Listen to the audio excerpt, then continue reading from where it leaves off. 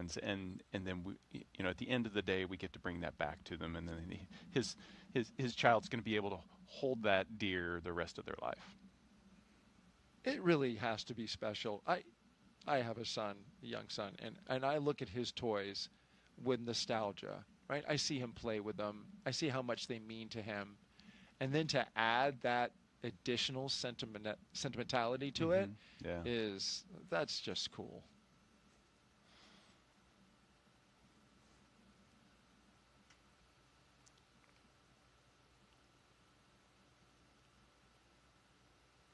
And, you know, his kid will, I'm sure, see some video clip in some way of that toy floating around, right? Yeah, so it makes it more tangible. Right? That, you know, I held it in my hands, and now I see it in space, and somehow that draws your, you know, I did the same thing with my kids. It draws them closer to that experience.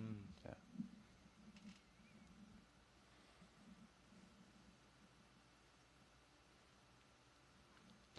So the vehicle's clean, everything is tracking well, and we're waiting on a weather update. I propose we focus on the 60% go as opposed to the 40% probability of violation. It seems more glass half full. It does, doesn't it? And that's what we put on our graphic. We put the go. Officially, it's given to us in a POV. And I understand that. You know, statistics are the way they are for a reason. That's right. But Nick is positive thoughts today. He's doing his best with the positivity here, and I appreciate it greatly.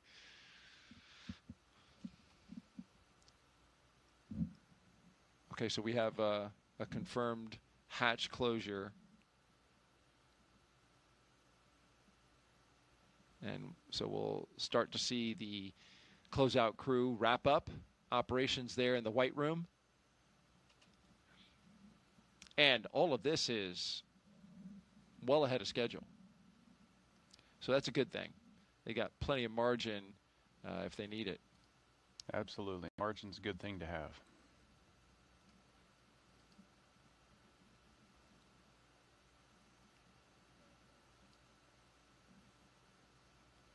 How about some more social questions?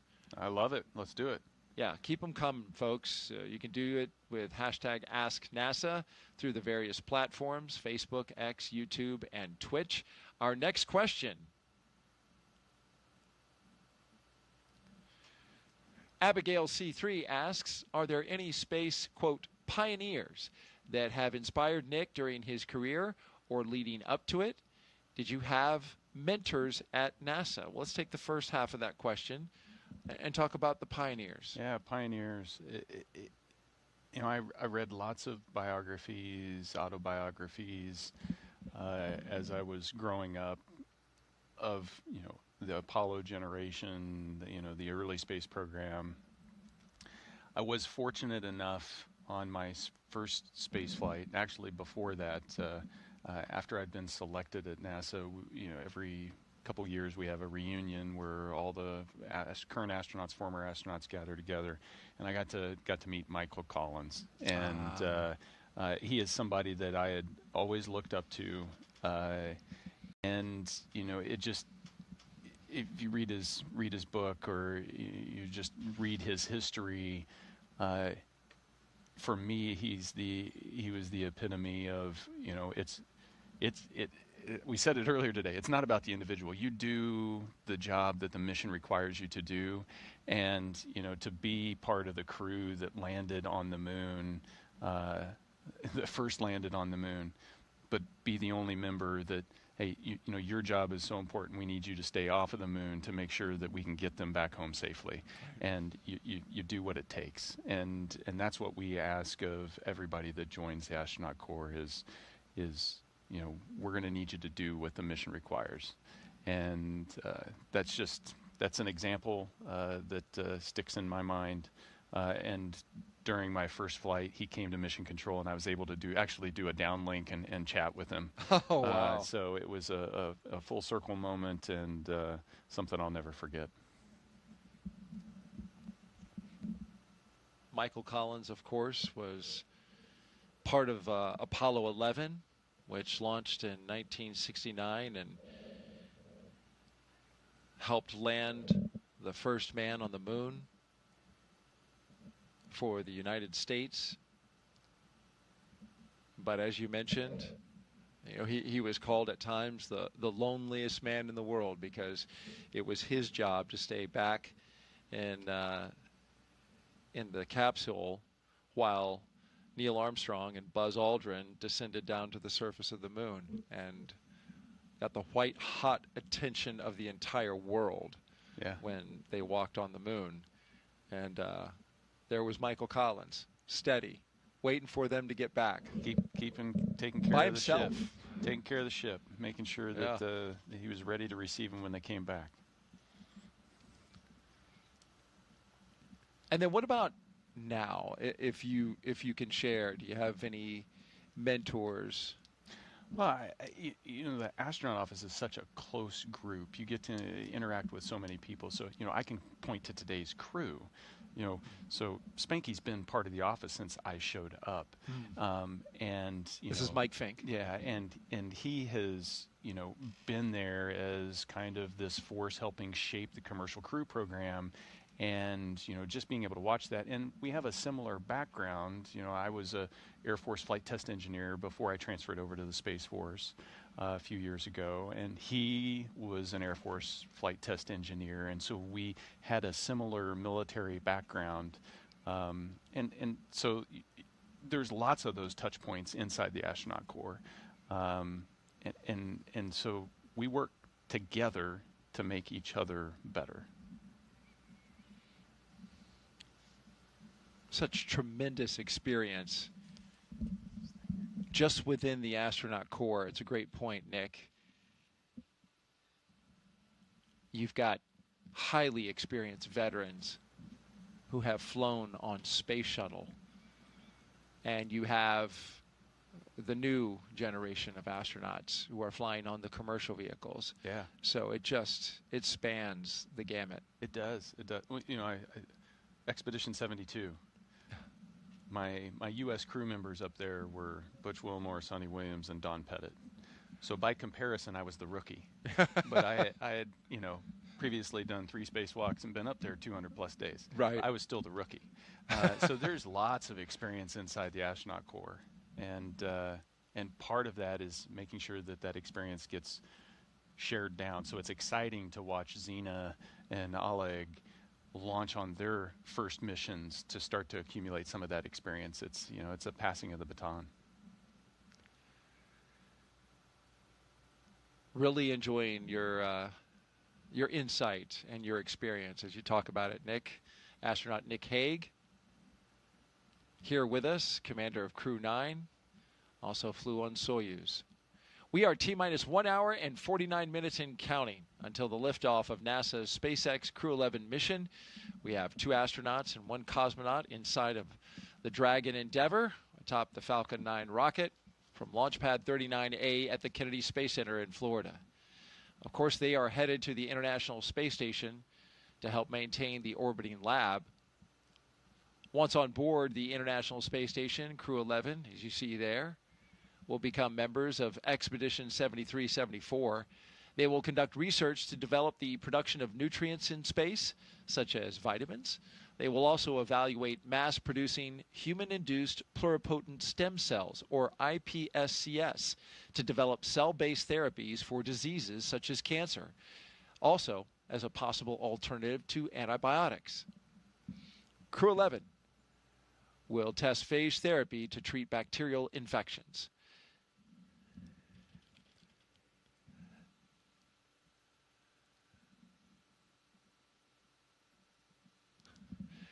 So Nick and I are standing by now as we are listening in to a weather brief. So please stand by.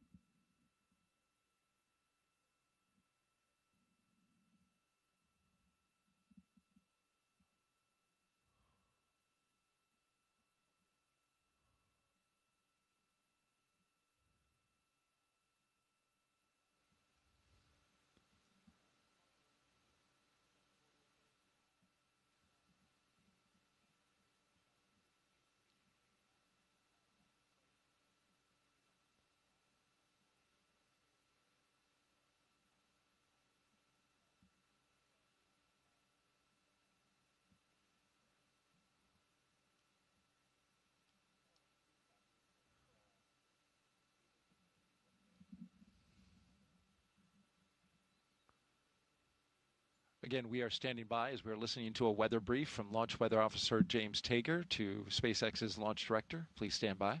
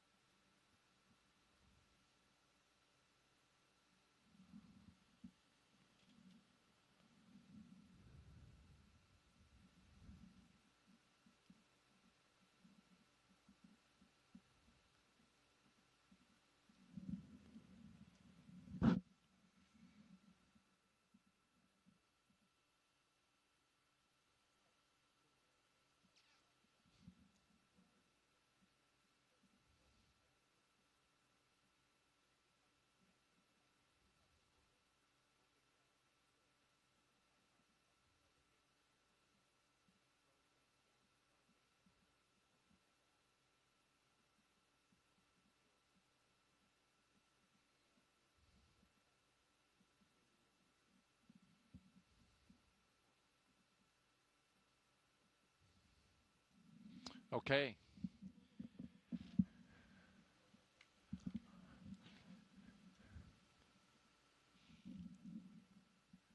All right, so we have been listening to a weather brief. This was off air, by the way, but Nick and I listening to Launch Weather Officer James Tager give an update to Launch Director for SpaceX on the weather. This is something that they had set up a few hours ago to do one at the T-minus 2 hour mark. And so here we are, and we have the update. And basically what they said was it is a sit, watch, and wait situation. We do have increased moisture in the atmosphere.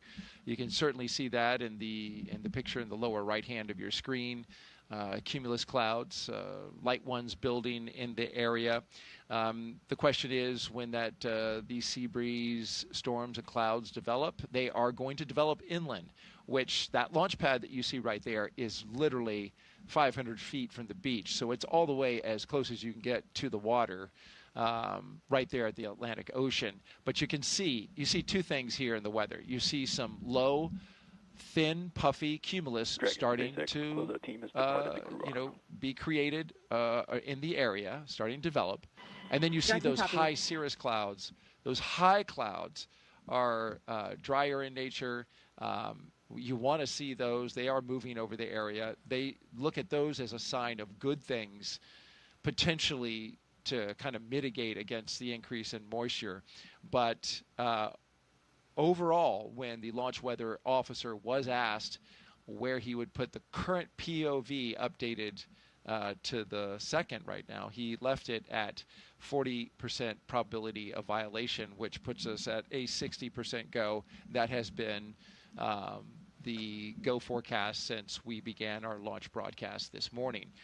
You see there in that shot a line of cumulus clouds, nice little clouds there. The scale, the angle of this kind of throws you off because it makes it look like it's out in front of it. But those clouds are more over towards the land side. So we will see what happens with our sea breeze. We're watching it closely. We're also watching the weather along the Ascent corridor. Showers are moving through that area at this moment. We also need to have good conditions there. This is where the Dragon could potentially splash down. But what's good about the showers there, Nick, is that they are expected to clear that area in an hour or so. So hoping for a good ascent corridor. And then, of course, you have the abort zones. If they were to get to orbit, that they would later splash down to. They are monitoring those as well. So essentially, more watching, more waiting. We've got a crew that's ready to go. And we've got weather that's just a watch item and continues to be at this moment. Yeah. No, and it's actually, for me, it's fun to listen to that back channel conversation, back and forth between, the weather office over at the 45th Space Launch Delta and SpaceX, because you get to hear the depth of analysis that's going into, making sure that every step of the way the weather is going to be good enough for the crew, and and so things are continuing to go. We're still 60% go. I'm staying positive, and it's great. Well, we got really close yesterday at 12:09 p.m. Eastern Time. We were just a minute away. And so today we'll be at 11:43 a.m. Eastern Time. So if everything tracks as it did yesterday, then we should be good to go. How about that for some positivity from your co-host? I love it. Okay. All right. T-minus 1 hour and 40 minutes and counting. Let's take you now inside Mission Control in Houston, where flight controllers are constantly monitoring the International Space Station and the people living aboard. NASA's Sandra Jones is live there at Johnson Space Center. Sandra, good morning. Hey, good morning, and thank you, Daryl. As you said, this is Mission Control Houston in the International Space Station Flight Control Room here at the Johnson Space Center in Houston, Texas. The team is continuing to prepare for launch today and is being led by Flight Director Anthony Varia. Today, we will be hopefully launching the 11th rotational crew mission to the International Space Station under the agency's Commercial Crew Program. Following Crew-11's arrival, the space station will have a total of 11 crew members representing 3 different agencies aboard for just a few days. Once on board, Crew-11 will go over handover procedures with the off-going Crew-10, including a safety briefing and orientation, and then the new crew will jump right in to help advance scientific knowledge and demonstrate new technologies. After a few days of handover activities, the members of Crew-10 will prepare for their undocking and return to Earth. Direct handovers between crews allow for continuity of the activities and helps to ensure a continuous U.S. presence on the International Space Station, which is about to celebrate 25 years of continuous human presence in November. Ahead of Crew-10's return, JAXA astronaut Takuya Onishi will turn over command of the International Space Station to Roscosmos cosmonaut Sergei Ryzhikov. The space station is currently in Expedition 73. And here is a look at that mission patch on your screen. In the fall, NASA astronaut Chris Williams and Roscosmos cosmonaut Sergei Kutsverchkin and Sergei Mikheyev will join the on-orbit crew. Shortly after the departure of the Soyuz MS-27 with NASA astronaut Johnny Kim coming home will mark the commencement of Expedition 74, which will be led by the new commander, NASA astronaut Mike Fincke. All this, of course, coming up after today's launch. We will continue with the countdown, and with under 2 hours before launch, we'll send it back over to Kennedy. All right, thank you, Sandra Jones. Back here at Kennedy Space Center, you're looking up at the Falcon 9 rocket and Dragon Endeavour with Crew-11 inside the spacecraft at the very top. This is Launch Complex 39A here at the Kennedy Space Center, a historic launch pad where launches to the moon have happened, as well as the long and very successful space shuttle program. We've documented the astronauts' path and crew members' path to the pad today, starting at T-minus 4 hours and 10 minutes. We saw them through suit up, all 4 crew members getting into their spacesuits. They checked them for leaks and then had them head out the door to their waiting vehicles. 3 Teslas parked outside astronaut crew quarters. They jumped inside and under security escort made a 20-minute drive across the Kennedy Space Center to this location that you see here, Launch Complex 39A. Once inside their spacecraft, they performed umbilical checks, they did communication checks, and they pressurized their suits a second time to make sure they are good to go for launch. The closeout crew sealed the door, the side hatch, which is used to enter the spacecraft as well as leave it. They sealed it up for the final time before going into space. And now we are marching to our next few milestones. We have some margin in the schedule now, so a little time for the astronauts to, as Nick was telling us yesterday, do some reflection, chat amongst themselves. And there was a phrase that you used as well yesterday, chair fly. Yeah, aviation term. Yeah. To, sit there and visualize what you have to do and go through the motions mentally of everything that's going to come down the road. And so chair flying the launch sequence and everything that you're going to have to do. Thinking about all the different radio calls, all the different cues that you need to be able to see. That's chair flying.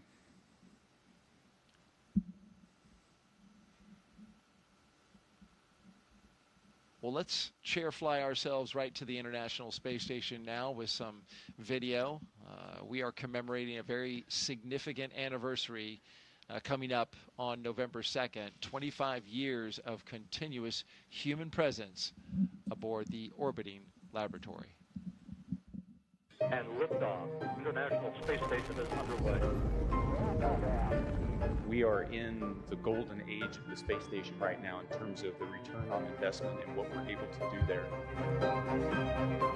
One of the great legacies of the space station is not just going to be science, but very importantly, the international cooperation. This is perhaps most prominent, international cooperation for exploration.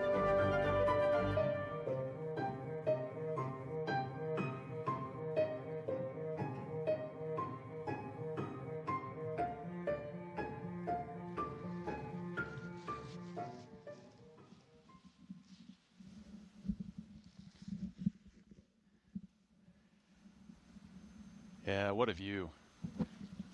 25 years. When I first joined the astronaut corps, I'd go to elementary schools and say, everybody in this room doesn't know life without someone living off of the planet Earth. Now I can do that at colleges. It's just impressive, the legacy of scientific research and international cooperation that the station program has built over the last 2.5 decades. It's a treat to be part of that, and everybody that's part of human spaceflight, that big team I keep referring to, that 100,000 people across the globe, everybody should be so proud of being part of that.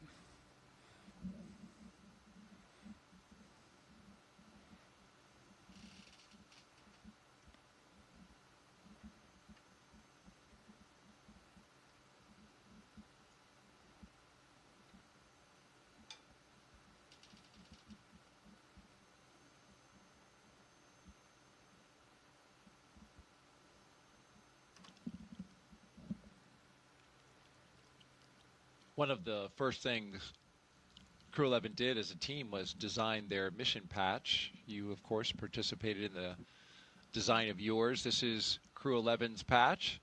Its colors celebrate the 3 nations they represent, and the 3 stars you see in there. They honor their space agencies working together, NASA, JAXA, and Roscosmos.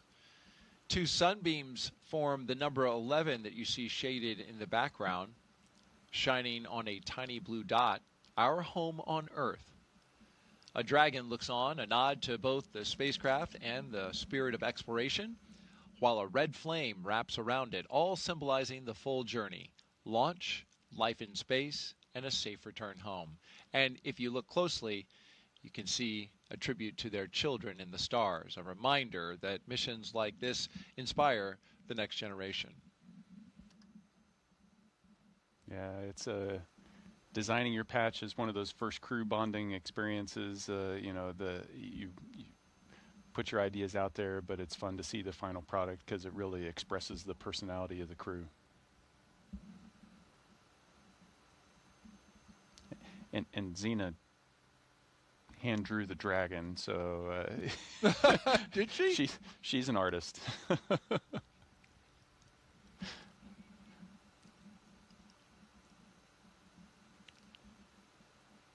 We're going to talk more about her artistic talent later in the show when we get closer to liftoff. Look forward to doing that around T-minus 13 minutes. Right now we want to talk about the flight kits. Nick, each crew member gets to bring personal stuff aboard the ISS. you don't get to bring a lot. And you, in fact, have a designated volume, right? Yeah, so, a small bag, getting things to and from space is expensive, but it is important because you are going to be living on the space station. And so being able to bring some personal effects that help connect you and ground you to your friends and family and loved ones that are on the ground. So here's a small bag. You get to put a few things in it. Can't be too heavy, can't be too big. And everybody brings up unique things. And certainly that's what Commander Zena Cardman did. And you had a hand in helping get her flight kit stowed away and put into place. She told us that she's bringing, of course, photographs of family and friends, photographs carrying that have her team members in it. She's carrying some for them that she's going to then return to them. Training team, instructors, flight controllers, the people who keep the crew safe while they fly. And so she has those, but in addition, she also has cards that her late father wrote her that have been up there since Crew 9 went up, since you went up. Yeah, so the things that we get to take up often don't ride up with us in the Crew Dragon. They come up on a cargo vehicle, and so our Crew 9 effects went up before the crew change happened. And so some of her personal items have been up there since over a year ago. And so part of it was when we got up there, making sure that we were able to set her things aside, to set Stephanie Wilson's things aside, and so that when they get to the station, they're going to be able to find them. Michael Fincke is bringing something that is very familiar to him on missions that he's gone on in the past. He's taking his wife's gamusa from her side of the family. It's a type of silk scarf from her home state of Assam. It carries with it the blessings for his trip to the ISS from her side of the family. He took one on all 3 of his previous missions. The one that he did aboard the space shuttle, as well as his 2 Soyuz missions. He's been married for 25 and a half years, and so something that's very personal and very important to him. Kimiya is bringing a lot of pictures of family and friends, and he's going to give some of them back to those friends. And we mentioned Oleg earlier, taking pictures, and also a couple of toys. He's borrowing. He's borrowing. He's borrowing. That's a good toy. way to put it. With very much an intent on returning them with some additional status. A space-flown toy. Yeah, the space-flown. There's something about, I think, this desire to bring photographs, to bring things to space and then bring them back to your friends and family. It's really the desire is to bring them to space with you. And the best I can do is bring a little bit of space back to you. But yeah, if I could bring everybody, I mean, that's the ultimate goal, is to go from 700 people that have been in space to 700,000 people that have been in space to, the sky's the limit. Yeah. The more people we can get in space, appreciating and experiencing just that life-changing perspective, the better off the planet's going to be. And these are small gestures we do for our families to share that with them, but then also to let them know how important they are to actually putting us in those seats on that rocket, because you don't get there on your own. It takes a team to get you there. It takes the family, the love, and the support to get you there.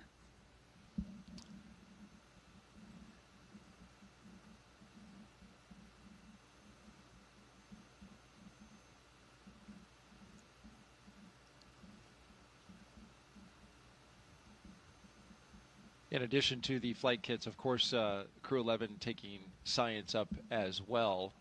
And some of the experiments they'll be working on include how do you grow vitamins in space, or even use viruses to fight bacteria on a spacecraft. For the past year and a half, Crew-11 has been training to support cutting-edge research like this aboard the International Space Station. First up is Bionutrients 3. This study is looking at how to make essential vitamins and nutrients in space so astronauts can stay healthy on long missions. They'll be testing samples like yogurt, kefir, and a yeast-based drink to see how well they work in microgravity. Next is Stem Cell X IP1, which uses space to grow stem cells. These cells can turn into any type of cell in the body and could one day help treat diseases like cancer. Growing them in microgravity may produce more cells and better ones, higher quality stem cells that we can then use on Earth. And then there's Genes in Space 12. It's testing phage therapy, which uses viruses that target and kill bacteria. It could be a powerful alternative to antibiotics, especially in space, where infections can become harder to treat. Some pretty interesting research happening on station, Dick, and stem cells, of course, that research has been around for a little bit, and even you got to work on stem cells in space in your time on the ISS. Yeah, and the comparison between my first mission and my second mission, just the complexity of the experiments that we've been able to start to do up there it's just exploded. And so we're really starting to see return on the investment on maximizing the output of our facilities up there. But those three experiments that you highlighted they're pretty cool because they highlight different aspects. The stem cells, Genes in Space 12, it's the 12th iteration, so we've been doing this a long time. Yeah. Stem cells, it's getting really complex. Then you're talking about nutrients in space, and that's how we're leveraging the space station research to be able to inform us on how we're going to do deep space exploration. Because we need to learn some of those answers here close to home where you're a few hours away from the surface and we can iterate quickly versus taking it months or years away from the Earth and you can't iterate as fast and learn as fast. So the space station, I was impressed with a lot of the things that I was doing this last time around were all focused on how are we reducing risk and learning more that's going to help us get back to the surface of the moon and onto Mars. That's the focus now, and where so much research, the human research as well aspect of it, how can we help astronauts survive the hostility of space in deep space, going out to Mars, going to the moon. So much has been focused on that recently, and it's important because there's a lot of technology that we have yet to develop to help make sure astronauts are going to be safe on that journey. Yeah, and you see this budding start of that understanding and helping really propel us deeper into space. But then you also see that level of complexity build up on the research that we're getting to be able to leverage like the stem cells here on the ground to make life better for everyone on Earth. And that's the goal of exploration at its biggest, is going and discovering and learning so that we can make things better back here on planet Earth.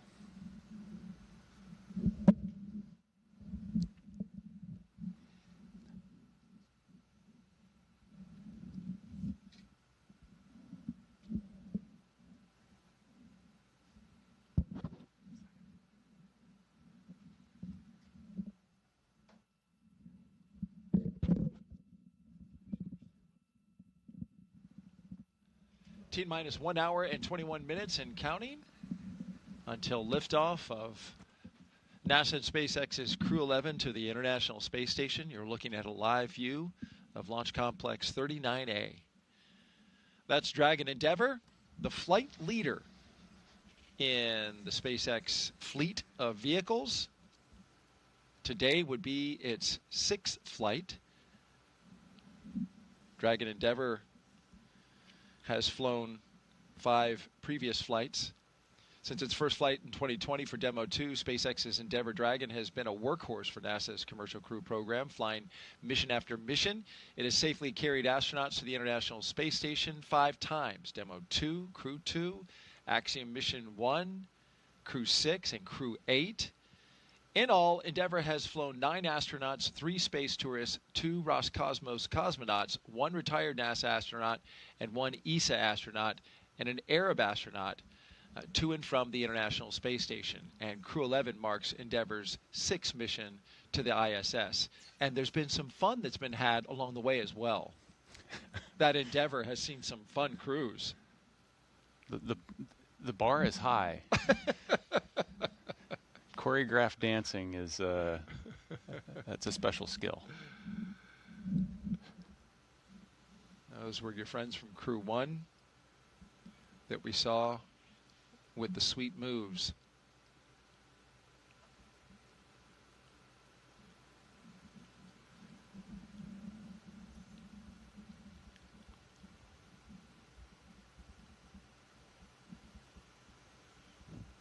Some things we're looking forward to, of course, further down the countdown is launch escape system arm, the retraction of the crew access arm, getting closer to less than an hour from now. So we're gearing up for that.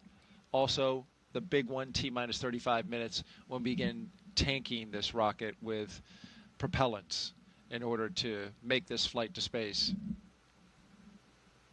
Yeah, everything builds up to that. Well, everything builds up to liftoff, right? That's right. But if you're going to go anywhere, you need gas. And before we load it with gas, we got to arm the launch escape system. So all of that starts to really pick up around T-minus 45. And, you know, right now you're still in that, you're in the seat, you're waiting, you're reflecting. As you start to arm the launch escape system, that's the mental shift to now it's time to be ready to go.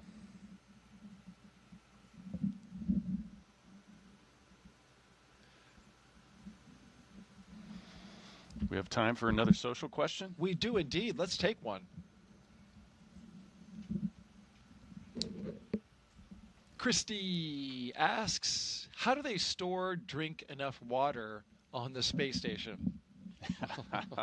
This is a great question. Oh, this is great. You can go so many directions with this. Why don't you go into all of them? So water is really heavy, surprisingly. And heavy things are expensive to launch into space. And we'd need to launch way too many rockets if we didn't learn how to recycle our water. And so at its simplest form, what we're trying to do on the space station is mimic the things that happen on the ground. The Earth naturally recycles its water. On the space station, we have to create these really complex machines in order to take dirty water and distill it and purify it into drinking water. And we're able to do that with about 96 to 98% of our water up there. So we only have to launch a little bit of water each time in order to replace what we've consumed. So how do we recycle? What do we recycle? Well, we have to work out every day up there for 2.5 hours. And while you're riding the bike or running on the treadmill or lifting weights, you're sweating. And that sweat has to go somewhere. It evaporates off your skin, and the air conditioners inside of the space station collect that sweat, that humidity, and then they move that into the water purification system, and it turns it into clean drinking water. That's one source. Another big source is urine. And so as we go to the restroom up there, we collect that urine and put it into a urine purification system. And that turns it into dirty water. It's actually clean, but it turns it into dirty water that we put into the water purification system. And we use that. And so what was today's coffee is tomorrow's coffee, is the day after that's coffee. Well, you're looking live. Thank you so much for that. That was a great explanation, albeit a little bit gross. You're looking at a live view of Crew-11 at Launch Complex 39A at the Kennedy Space Center in Florida. Stay right here because in just a few moments, we will be expanding our live launch coverage.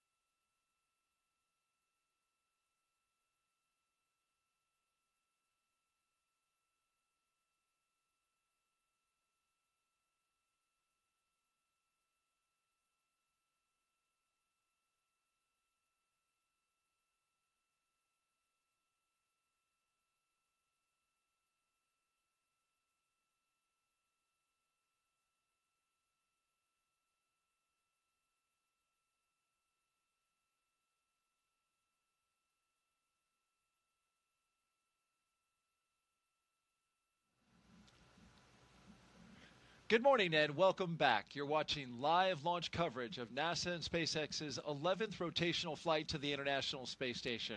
I'm NASA's Daryl Nail, joined once again by NASA astronaut Nick Hague. After yesterday's weather scrub, we're back on track for a second attempt. Liftoff now set for 11:43 a.m. Eastern Time from Launch Pad 39A here at the Kennedy Space Center. And before we continue, a quick reminder about Nick's incredible experience in space. General Nick Hague was selected as a NASA astronaut in 2013. His first flight to space station ended in 2018 with a launch abort following a rocket booster failure on Soyuz MS-10, a dramatic escape that he and his Roscosmos crewmate survived safely. He then returned to space successfully on Soyuz MS-12, spending 203 days on the ISS. Then last fall, he commanded NASA's SpaceX Crew-11 mission, launching with cosmonaut Alexander Gorbanov. In total, Nick has logged 373 days in space and completed 4 spacewalks. So glad you're here with us, and you've documented everything starting at T-minus 4 hours and 10 minutes early this morning, and we've been rocking and rolling ever since. No, it's been great to be here. I wouldn't want to be anywhere else.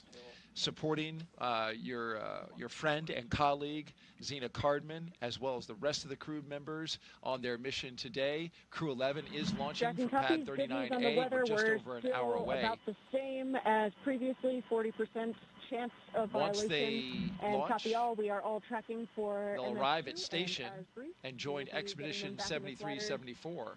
prior to And in T-minus just 1 3 hour days, and prior to Crew 10 will starting return Section home. 5. A quick 2+2 crew handover.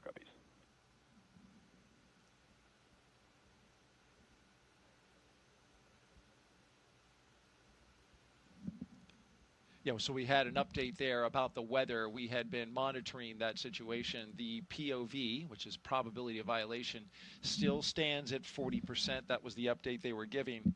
We are go, as Nick likes to say, 60% go for launch. Let's take you through Crew-11's launch day preparations so far this morning. After waking up and grabbing a bite to eat, the crew suited up inside the historic crew quarters, a tradition that dates back decades. SpaceX teams helped them into their custom pressure suits, and just like other crews before them and yesterday, they gathered around a table for a card game to burn off any lingering bad luck before launch. After that, they followed in the footsteps of every NASA astronaut since Apollo 7 in 1968 by walking out to greet a crowd of family, friends, and supporters.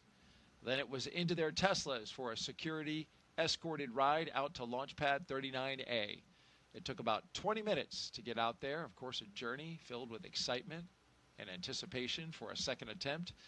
They got a look at their rocket, stared up at it, and then walked across the crew access arm and into their spacecraft. And we've been monitoring them ever since. We're watching them live now, strapped into Dragon Endeavour as they await the next big milestones, fueling of the rocket and the arming of the launch escape system. These are big moments, and we'll talk the audience through them. Yeah, absolutely. It's right now they're waiting a little bit, but the excitement's going to start to pick up here when we arm the launch escape system and then put on the 1 million pounds of propellant that's going to go onto this rocket that we're going to turn into flame and push these guys into space.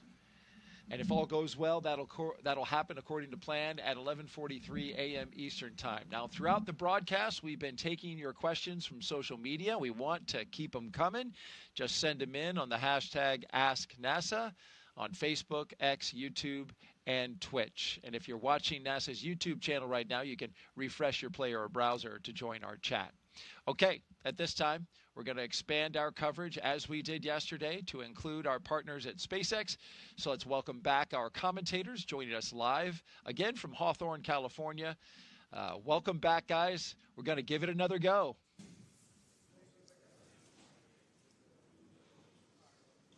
Thanks, Daryl. It's great to hear and see you guys once again. And like you mentioned before, it's keeping an eye on the weather is going to be the name of the game today. I'm Joseph Zakshesky with NASA Communications. And I'm Somi Srivastava, a certification engineer here at SpaceX. We're once again excited to be... Dragon, foot restraint checks complete. And you just heard the call down from the crew. Copies. Thank you. As they continue to march forward towards those milestones, their restraint checks, they're strapped in and ready to go. And we're once again excited to be joining you from Mission Control here in Hawthorne, California, as we count down to liftoff of Crew-11, just a little more than an hour from now. And as you heard Daryl and Nick talk about during yesterday's launch attempt, the weather played the key factor and caused the scrub. They walked right up to the T-minus 1 minute and 7 second mark. So today we continue to keep our eye on the skies and monitor the weather as the clock continues to roll backwards towards liftoff. Crew-11 is our 11th mission with SpaceX, operationally flying astronauts for long-duration missions to the International Space Station, and the 12th as a part of NASA's Commercial Crew program with SpaceX. Crew-11 has 2 first-time flyers on board, as well as a veteran NASA astronaut and a veteran Japan Aerospace Exploration Agency, or JAXA, astronaut making their return to microgravity. The multinational crew also represents 3 different space agencies, Soumya: NASA, JAXA, and Roscosmos.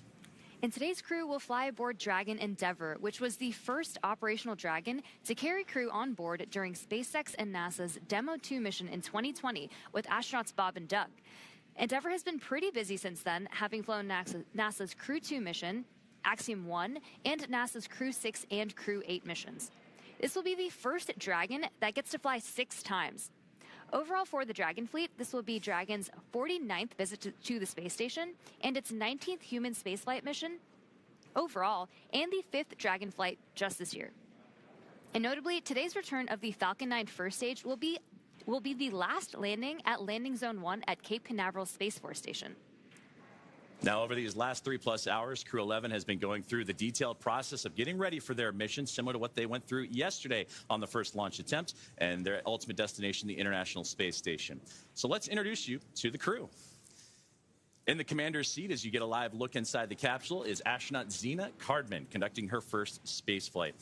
She holds a Master of Science in Marine Sciences from the University of North Carolina, Chapel Hill, and has experience with NASA research in the Canadian High Arctic, and she has also supported real-time station operations and lunar surface exploration planning. And sitting right next to Cardman is pilot Mike Fincke of NASA, a veteran of 3 space flights. He has spent 382 days in space, including 9 spacewalks for an impressive 48 hours and 37 minutes in total spent outside of the orbiting laboratory.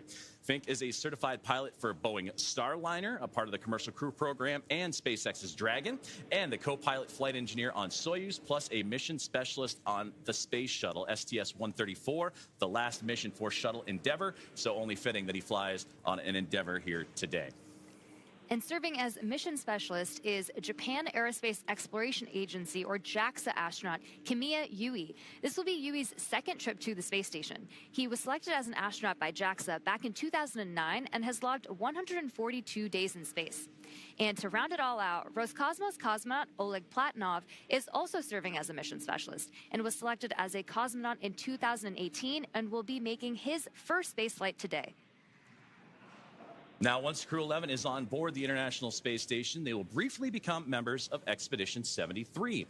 And then they will join Expedition 74 in the fall, and that'll be following the departure of Soyuz MS-27, that spacecraft that'll carry NASA astronaut Johnny Kim in his return back to Earth. While on board, Crew-11 will conduct space station maintenance and scientific research to understand plant cell division, finding alternatives to antibiotics and microgravity, investigate producing essential nutrients on demand for long-duration missions, and study how spaceflight affects human physiology and psychology. And looking forward to hear more about that incredible research being done on this mission and how it will help prepare NASA and astronauts for their return to the moon and then on to Mars. The crew will also engage with students worldwide via the ham radio and use its existing hardware with newly integrated software to test backup lunar navigation solutions. Now, as we continue to monitor today's countdown, we're approaching that 1 hour mark, 1 hour and 3 minutes to go. So let's get an update on all things that involve the Falcon 9, the spacecraft, the crew, and more as we welcome in another member of our broadcast team, in Ronnie. Thanks so much, Joseph, and good morning, everyone. I'm Ronnie Foreman, a senior sales manager here at SpaceX, and I'm very excited to be joining you again today from right outside of Mission Control in Hawthorne. It continues to be a smooth countdown this morning, and we're looking good for an on-time liftoff at 11:43 a.m. Eastern Time from Launch Complex 39A in Florida, as long as our weather continues to cooperate. Now, coming up here at about T-minus 45 minutes, we're going to be listening in for our team to report their readiness for propellant load with a final go, no-go poll. Here on the ground, teams will be staffed around the clock in mission control to monitor Dragon and the mission, not just today, but throughout the entire flight, from liftoff to Crew-11's arrival at the space station, all the way through splashdown when those astronauts return home. On console or on headset in mission control, which you've got that great live shot of on your screen right now, we've got 6 key positions. The mission director is in charge of the room and tasked with making real-time decisions to ensure mission success. The person that you're going to hear today talking to the astronauts is the Crew Operations and Resources Engineer, who we'll refer to as the core throughout the broadcast. There's a good shot of him there in the lower right-hand corner of your screen as well. And of course, those 4 additional team members are focused on vehicle systems, including avionics, navigation and control, software, propulsion, life support, and communication with the ground support teams. Then apart from our mission control here, the Falcon 9 team is currently located in the Launch and Landing Control Center at Hangar X in Florida, not too far away from LC-39A, which we're looking at now. So with less than, or just more than an hour until launch, we are all settling in here across the country for final checkouts, propellant loading, and ultimately launch. Joseph? Thank you, Ronnie. And just like yourself and everybody here in SpaceX and across the country, looking forward to this launch as we continue to have that countdown roll back. And just like the teams here in Hawthorne, California, NASA has its own team members at NASA's Mission Control Center and the International Space Station Flight Control Room in Houston, Texas, where our other teammate for today's broadcast, Sandra Jones, we'll hear from her in just a few moments. That's where she's located, and that team has been busy preparing the International Space Station for Dragon's arrival. Now, the teams on the ground in Mission Control are giving their goes for launch to make sure that the station is ready to receive Dragon Endeavour and the new crew on board. Following liftoff to the flight to the space station will be a little bit shorter than what yesterday's launch attempt would have been. It was 39 hours then. Now, cycling orbit tank isolation valves to equalize low flow pressure. Dragon copies. And more great communication there between the teams on the ground to the crew as we continue to march towards that liftoff time, as we are now zeroing in on 60 minutes away. Well, speaking of time, I was saying that yesterday's launch attempt would have had Crew-11 go for about 39 hours of phasing between launch and docking to the International Space Station. Now with today's launch attempt, that'll take about 16 hours, with Dragon flying autonomously the entire way. Now, docking is targeted for early Saturday morning, August 2nd, and that'll be 3 a.m. Eastern time, or midnight here on the West Coast. And just like autopilot on a commercial aircraft, the crew always has the ability to take manual control of the spacecraft if so needed. We're now just under T-minus 1 hour and counting. SpaceX, your go for section 5. When ready, report go for launch. We're continuing to hear great comms. Dragon copies, go for section 5 and Wilco. Great comms between mission control and the crew. So we are now at T-minus 59 minutes and counting down to today's launch. While we wait, let's check in with NASA's Sandra Jones at the Johnson Space Center to see how things are shaping up at Mission Control in Houston. Sandra. Welcome back to Mission Control Houston here at the Johnson Space Center in Houston, Texas. We are here in the hub of human spaceflight at NASA. The team here has pulled go for launch, and the International Space Station is ready for the crew to lift off as they begin their journey to the orbiting laboratory. At the time of launch, the International Space Station will be traveling 260 miles over the North Atlantic just south of Nova Scotia. In the home stretch of the rendezvous, NASA and SpaceX flight controllers will enter into what we call integrated operations, where both flight control teams will conduct a series of go, no-go polls for Dragon Endeavour's docking to the International Space Station. Rotational missions like Crew-11 help NASA continue to maximize the important research and technology demonstrations made possible only in the International Space Station. SpaceX, Dragon, go for launch. SpaceX copies. Dragon crew is go for launch. And you heard it there from the commander of the Dragon Endeavour. They are go for launch. We are continuing to march towards a launch in 58 minutes from today. Their destination, of course, you see there on your screen, the International Space Station, with a unique microgravity environment, critical for NASA to prepare for future commercial low Earth orbit destinations and to understand and overcome the challenges of long-duration spaceflight necessary for a long-term presence on the Moon and crewed missions deeper into the solar system, including on to Mars. Now here's a closer look at the mission and what Crew-11 will have to look forward to during their stay aboard the International Space Station. International Space Station, one of humanity's greatest accomplishments so far. 15 countries working together and adding more all the time that have helped plan, build, and fly the International Space Station. And it just shows what human beings can do when we work together. As Crew-11, we are about to launch on board a Dragon spacecraft to the International Space Station. We are actually continuing an ISS mission almost a quarter centuries. Right now, crew members are working very hard on the ISS, so we got that result, and actually we do more researches, then pass that information to Crew-12. Конечно, исследования на Международной космической станции, как я считаю, они очень важны, и они являются ключевым звеном в развитии технологии, науки и всей цивилизации. И все самое лучшее из космоса всегда приходит рано или поздно на Землю в виде новых открытий, новых приборов, возможностей и технологий. I'm very excited to see what kind of payloads we get to work with. It's a really interesting day-to-day life where 1 hour you might be fixing the toilet and then the next hour you're working on a physics experiment studying fundamental processes of our universe. We're going to be up there for a lot of time. And we're going to, every day, be in space, look at the Earth go by, and accomplish some really amazing science. We will do material science and human research in space, lots of experiments, and then maybe do some spacewalks. It's a really fun crew to be on. We're going to enjoy every moment, and we're going to help each other to be successful and accomplish our mission. So we have various kinds of difficult training together. For example, emergency training in Building 9 or emergency training in SpaceX. This kind of training actually made our bond stronger. Наш экипаж Crew-11 – это экипаж, который состоит из высокопрофессионально подготовленных людей. И мне нравится этот экипаж. In some ways, my only expectation for the mission is to fly and return home safely and still friends when we get back.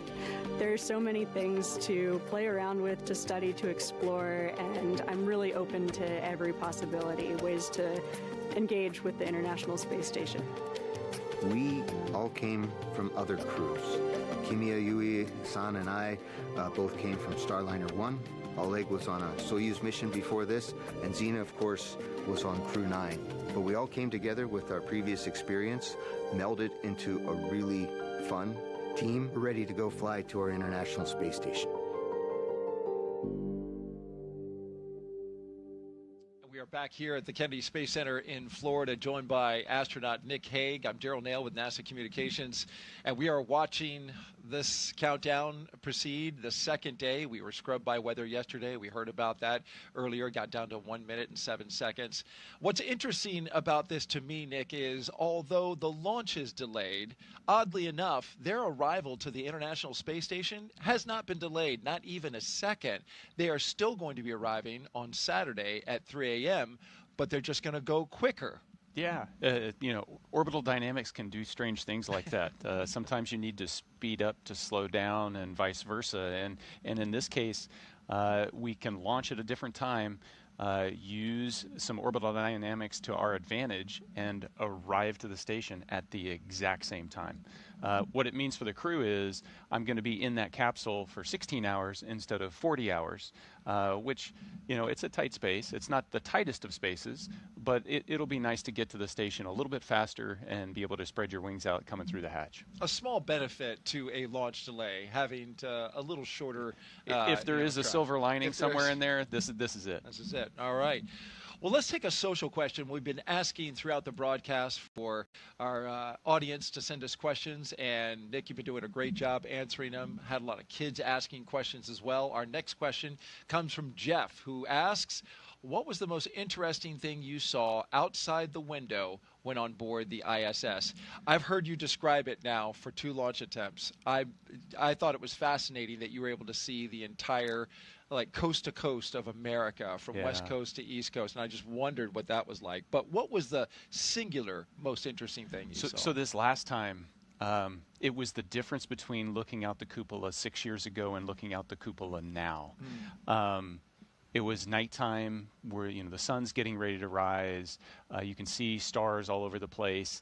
And I start to see these streaks of, light, and it's like fireflies on the horizon. And what it was other satellites.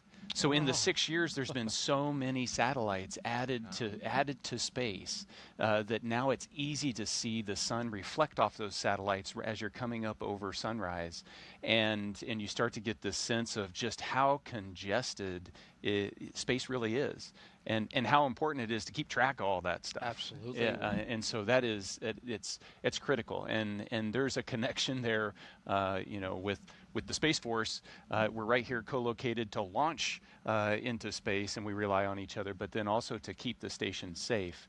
The Space Force is doing its job as well. Absolutely. The 45th Space Wing tracking all of the assets in space. Well, we love hearing from you, so keep those questions coming. Just hit us up on Facebook, X, YouTube, or Twitch with the hashtag AskNASA, and we'll get to yours live. T-minus 51 minutes and counting now till liftoff, so let's head out to NASA's Tony Hayamijo, who is standing by live at one of the best viewing spots here at Kennedy. She's joined by NASA's Acting Associate Administrator, Vanessa Weich. Tony. Hey, thanks, Daryl. That's right. We are out here once again in an amazing viewing location where we can see the rocket at the launch pad. Off to my left here, and joining me is Vanessa Weich. Vanessa, we saw you at crew walkout yesterday and also out there today. Did you have a chance to speak with the crew before they headed out to the launch pad? Anything that you told them? Well, yesterday I had the opportunity to kind of say, hey, we're very excited. We wanted to tell them they were all here. We're cheering for them and excited about their launch. And so that was very exciting on yesterday. And then today we got up and we did it again. And we told them, yes, that we're very excited for them, each and every one of them, and just wish them well. I did have the opportunity to speak with them, 2 days ago, and to speak with them more in a setting where we could talk and talk about the mission that was coming up. Each and every one of them are excited about their mission in different ways, the experiments that they'll have to do, and they're excited about getting to the International Space Station, what they'll do at the International Space Station, the science experiments, the technology, and looking forward to them. They'll be the crew that will be on orbit as we celebrate 25 years of having continuous presence off of the Earth. And so that'll be great. And then they'll also probably be there when we start our celebrations here in the United States of our 250th birthday of the United States. So a very exciting time for this particular crew. Absolutely. We are all very excited for them to go to station, hoping that happens today. Crew-11 will mark the 12th human spaceflight for SpaceX under NASA's Commercial Crew program. Can you tell us a little bit more about the significance of maintaining that human presence in space? Yeah. So we're really great partners that we have with SpaceX, and them being able to get our crew members to the International Space Station. And right now, today, we're working together off the planet, building towards what we're going to be doing, furthering our LEO economy. So as we continue on doing our experiments on the International Space Station, we're also looking at follow-on space stations. And so working together as internationals, as our industry partners on those further new commercial space stations, and then all of the things that we're learning is helping us as we prepare for Artemis. And so with the Artemis missions, we need everyone, all hands on deck. We'll be working together as we go. Right now, we're planning for Artemis 2, and I think right here at the Kennedy Space Center right now, we have our astronauts today. They're still here. They're doing their training for Artemis 2. But their first flight, they'll go and they would do a flyby of the moon, and then next up is landing on the moon. So we're excited that all of us get to work on this together. Our international partners, our industry partners, academia, NASA, we're working on this as one team. Vanessa, thank you so much for joining us. Now we'll send it back to our team in Hawthorne. Thanks, Tony. Falcon 9 is the first orbital-class rocket that is capable of reflight. Together, Falcon 9 and Falcon Heavy have completed more than 520 launches and over 449 reflights. And today, the booster will be attempting to make the last landing at Landing Zone 1, which is just down the coast from NASA's Kennedy Space Center in Florida. Rapid reusability drastically is the key innovation that is making space more accessible. While today's booster is on its third trip to space after most recently supporting AX-4, the fourth private astronaut mission to the International Space Station, we're working towards qualifying our fleet of Falcon boosters and fairings to support 40 missions each. And if you want to keep track, we're currently at 29 flights of a single Falcon booster. This same spirit of continuous iteration and innovation does not stop with Falcon 9. NASA awarded SpaceX a contract to develop the USD Orbit vehicle, a modified Dragon designed to guide the space station through a controlled re-entry into Earth's atmosphere. And when the time comes and the International Space Station reaches the end of its orbital life and mission, Dragon will help achieve a safe deorbit.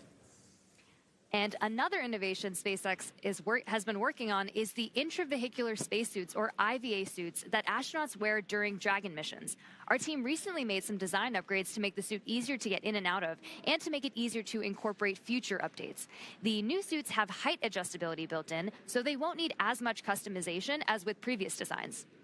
Now you can see the crew right there. The one that's wearing this new suit is astronaut Mike Fincke, which is the second one from the left. Today's mission, Fincke will be the only one wearing this new suit as the Crew-11 pilot. And that said, we expect to see SpaceX's new IVA suit on all astronauts for Crew-12. But astronauts who have previously flown on SpaceX missions still have the option to continue wearing their original suits. And for the Crew-11 astronauts, they are staying comfortable in their suits right now as they prepare for liftoff while the clock continues to roll back. And we'll check in with Ronnie on the status of today's countdown. Thanks so much, Joseph. So we are coming up on just under 46 minutes to launch, and our teams are carefully moving through our pre-flight process. Next up in the countdown, we're going to hear SpaceX's launch director check in with the team for readiness. And that's readiness both for propellant load and for launch. As mentioned earlier, the Dragon launch team, as well as key NASA launch members, are in the Launch and Landing Control Center at SpaceX's Hangar X in Florida. Our launch director will also check in with the Dragon mission director, referred to as MD, and the NASA launch manager to make sure they're ready to move forward as well. Of course, our Crew-11 astronauts right now are on board Dragon, waiting to get the green light to stow the crew arm for launch and arm the launch escape system. We've got some great shots of our astronauts on the left-hand side of your screen right now, and of course they are safely tucked inside Dragon on the right-hand side. Once we hear that launch director give the go-ahead, we'll get a great view of that access arm moving away from the spacecraft.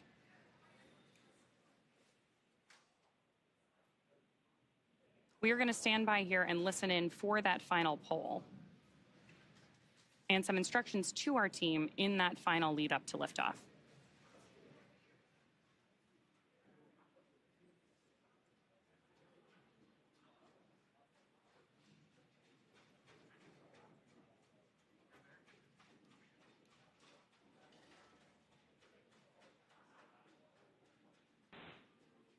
Poll for propellant load and launch is complete. Stand by for briefing on control room procedures. For all operators at MCCX and Hangar X, both control rooms will go into lockdown at T-minus 45 minutes and will remain in that state until LES is disarmed.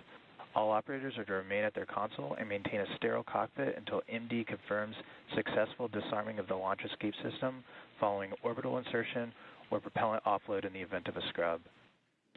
For non-urgent no-go conditions, brief the CE or LD and they will approve aborting the count. For urgent issues affecting the safety of the operation, operators shall call hold on the countdown net. Launch control will abort the launch auto sequence immediately and proceed into launch abort. At T-minus 10 seconds, launch control will be hands-off and relying on automated abort criteria for the remainder of the count. Operators advise launch director whether structural breakup or fire is imminent or occurring per Dragon manual flight escape rules.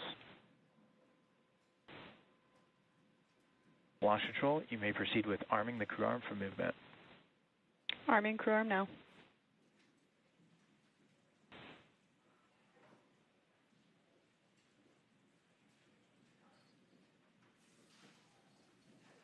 So we just heard those instructions to our team. Again, we're about to see that crew access arm move away from the spacecraft. Crew access arm retraction started. Starting right now. And with that, propellant loading is going to get underway here in a little bit less than 10 minutes. So with that, let's check back in with Daryl and Nick. And you can see now the crew access arm articulating away from the Dragon Endeavour, where our crew of 4 is inside. That's a beautiful shot there. A big milestone after getting the go from the launch director at SpaceX A look from inside the crew access arm now and out over the Space Coast. In this moment in between having the crew access arm rotate away and the arming of the launch escape system, there's a little buffer there where the astronauts will be on their own until that can be armed. And then we start tanking the rocket.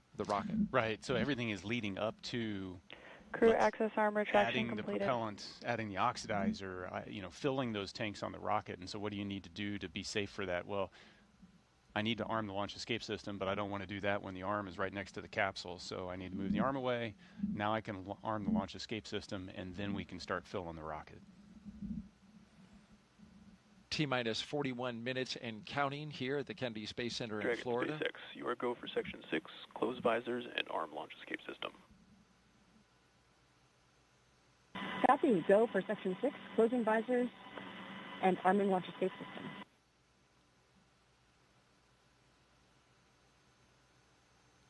Here's a beautiful shot from our helicopter looking west. You can see the formation of cumulus clouds in the area. Weather is a watch item for today. The launch weather SpaceX, officer. Dragon, visors closed, arming launch escape system. SpaceX copies. The launch weather officer putting it at 60% go for today. The concern is the buildup of cumulus clouds, the ones that you see there building up. There's a lot of moisture in the atmosphere.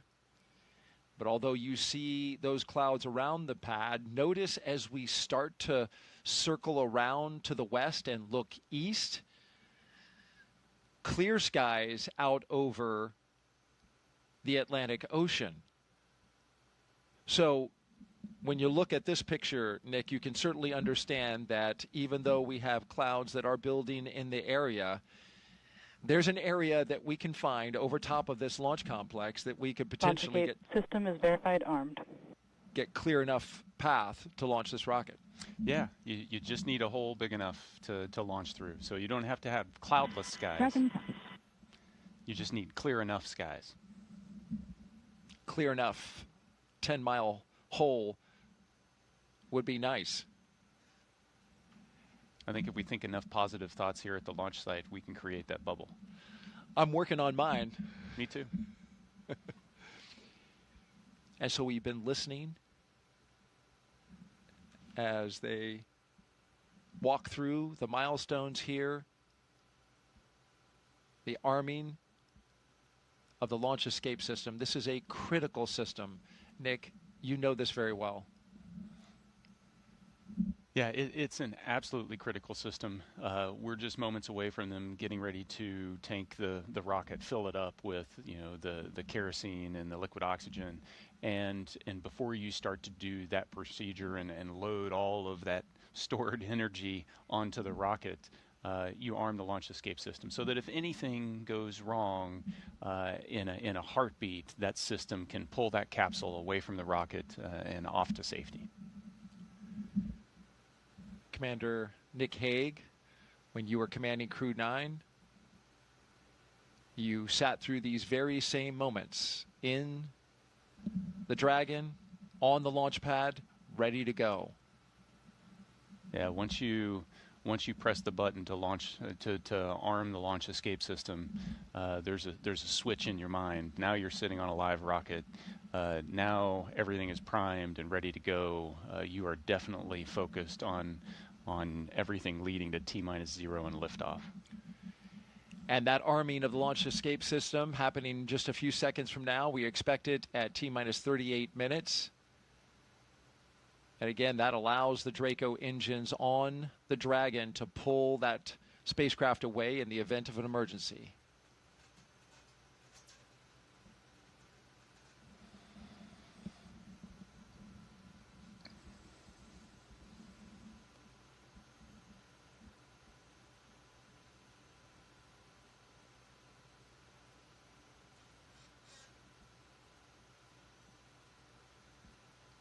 This is a beautiful view. One of the things I love about the way Dragon fills its tanks is being able to watch the frost build up when these cryogenic fuels, when you load them onto the rocket, you're going to see it change color. It's a unique experience for a Falcon. You were talking about the crew inside and the launch escape system. There's a manual option as well if the crew senses something. Yeah, absolutely. There's a handle that sits on the display panel in between the pilot Falcon and 9 the tanks commander are seat. venting for the starter propellant load. And so if something happens, it's within reach for Zena to be able to grab that handle and pull her crew to safety. So there's that redundancy. You've got the automatic system, and you also have the human factor, which is critically important in a mission like this. Yeah, even though they're highly automated systems, there's always a manual backup, and even though it's on autopilot essentially all the way to docking, if need be, the commander, the pilot, the crew can intervene those automatics and revert to a manual control. We are awaiting the beginning of tanking, which is slated for T-minus 35 minutes and counting.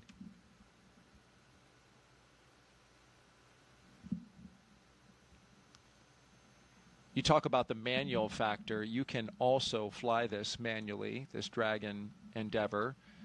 And is it through touchscreens? Yeah, the Dragon has a unique interface. It's a touchscreen panel, so once you activate the manual controls, you have a series of virtual buttons on a touchscreen that you can issue commands that would change the attitude or even change the motion of the capsule. Beautiful shot there by our Kennedy Space Center flight operations team.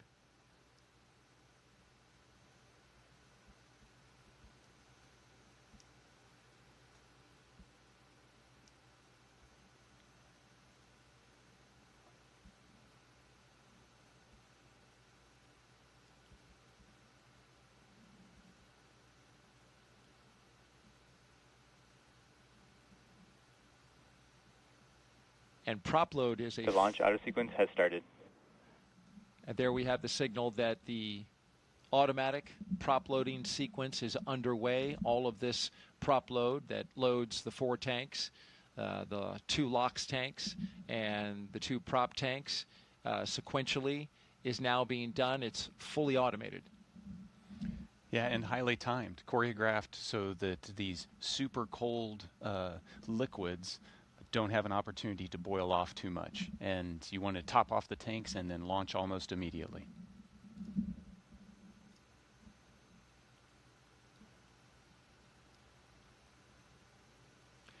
It's a highly dynamic time for the crew inside. They can hear, right? The sound of prop load. Now they're starting to feel Falcon 9 come to life.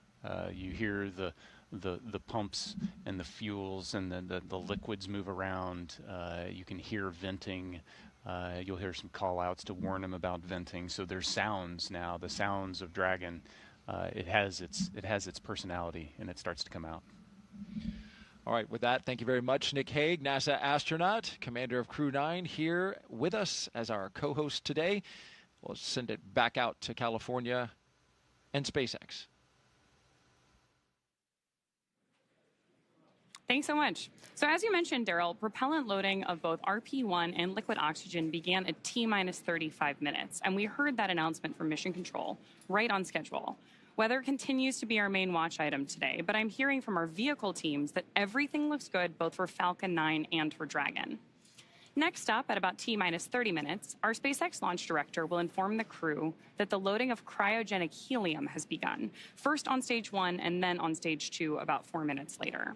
Stage 2, RP-1 loading, should wrap up at T-minus 20 minutes and 30 seconds, and then as we approach T-minus 16 minutes and 30 seconds, so just 4 minutes later again, we should hear the call out that Stage 2 liquid oxygen loading has begun.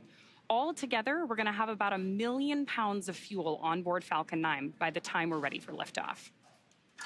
So with all those consumables being loaded on the rocket, at this point, if we have to call a hold for any reason, we will have to stand down and target our backup launch opportunity, which is tomorrow, Saturday, August 2nd at 11:21 a.m. Eastern. The reason we have a specific backup launch day and time is that we can't just pause for weather and jump back into the countdown, mainly because we have an instantaneous launch window today. Let's dig into that some more and do a little Orbital Mechanics 101. An instantaneous launch window means we need to launch at exactly the right time, and that's driven by our planned rendezvous point, which is the place that Dragon and the space station meet in orbit. Right now, the International Space Station is orbiting the Earth at more than 17,000 miles per hour, and Dragon actually needs to catch up to it. That means we have to deliver Dragon to the correct orbit by timing its trajectory relative to the International Space Station so that they're in the same place in space at the same time. A precise liftoff time is crucial for hitting that rendezvous point. So at this point, if we heard a hold called, we would have to stand down and do many of these processes again, which if you joined us yesterday, we know is what happened with our launch attempt yesterday. And then, of course, we'll be targeting our backup launch opportunity, which is now tomorrow at 11:21 a.m. Eastern. So for now, with everything still looking good, I'm going to hand it back to Soumya and Joseph to talk about West Coast recovery. Soumya? We are now at just a little over T plus 31 minutes and counting, getting closer and closer to getting our Crew-11 astronauts into space. Once their mission is complete and it's time for our crew to splash down back on planet Earth, they'll be heading to one of several targeted sites supported by SpaceX. Until recently, Dragon recoveries primarily occurred off the coast of Florida. But this year, SpaceX moved Dragon recovery operations off the coast of California to allow Dragon to complete its deorbit before safely jettisoning the trunk over the Pacific Ocean. When they return, Crew-10 will be SpaceX's third crew mission to splash down in one of the new locations. From-2 was the first in April this year, followed by Axiom 4 in July. The new splashdown locations are near Los Angeles, Oceanside, and San Diego. The recovery vessel Shannon will be stationed in Long Beach to support the new West Coast splashdown operations.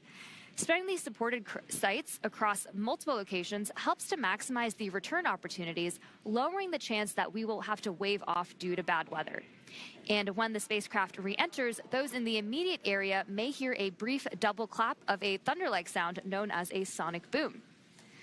It's been impressive to see these teams move those operations from the East Coast to the West Coast, not only just for SpaceX, but for the Commercial Crew Program, the International Space Station, and teams preparing for yesterday's launch attempt, today's launch attempt, and if necessary, as we continue to monitor the weather, we'll keep an eye out for any future opportunities that come in. So right now, we're inside half an hour to go until the T-minus liftoff point. So let's go back to today's mission, NASA SpaceX's Crew-11, and hear a bit more from the astronauts flying today. I think it's really innate in our human nature to want to keep exploring and to keep pushing boundaries. Everything that we do in space is ultimately for Earth and for the human species. We are having a lot of good experiments on orbit, making new medicines. That is actually good for everybody. By understanding how to live and work in space like we have with the International Space Station, we can now become a multiplanetary species by having bases on the Moon and bases on Mars. И выполнение полета в космос, на мой взгляд, важно, потому что в конечном счете необходимо человечеству будет двигаться в дальний космос для того, чтобы открывать новые миры, исследовать новые и новые горизонты. For me, it's a really compelling goal to go farther and farther afield in space and pushing our boundaries as a human species that way, learning more about our own home planet as we try to go farther. We've been going and living aboard the International Space Station for 25 years. We're ready to make the next steps. We're ready to go to the Moon. We're ready to go to Mars. We're ready to explore the solar system. We understand the effects of what life in space does to the human body, and we need to continue those studies. We need to continue getting ready and get ready and go to the Moon and Mars, and that's why it's important to go to space. From growing vitamins in space to testing new ways to fight disease, Crew-11 is about to take on some incredible research aboard the International Space Station. First up, Bionutrients 3. The study is looking at how to make essential vitamins and nutrients in space so astronauts can stay healthy on long missions. They'll be testing samples like yogurt, kefir, and a yeast-based drink to see how well they work in microgravity. Next up is Stem Cell XIP-1, which uses space to grow stem cells. These cells can turn into any type of cell in the body and could one day help treat diseases like cancer. Growing them in microgravity may produce more cells and better ones than we can make on Earth. And then there's Genes in Space 12. It's testing phage therapy, which uses viruses that target and kill bacteria. It could be a powerful alternative to antibiotics, especially in space, where infections can become harder to treat.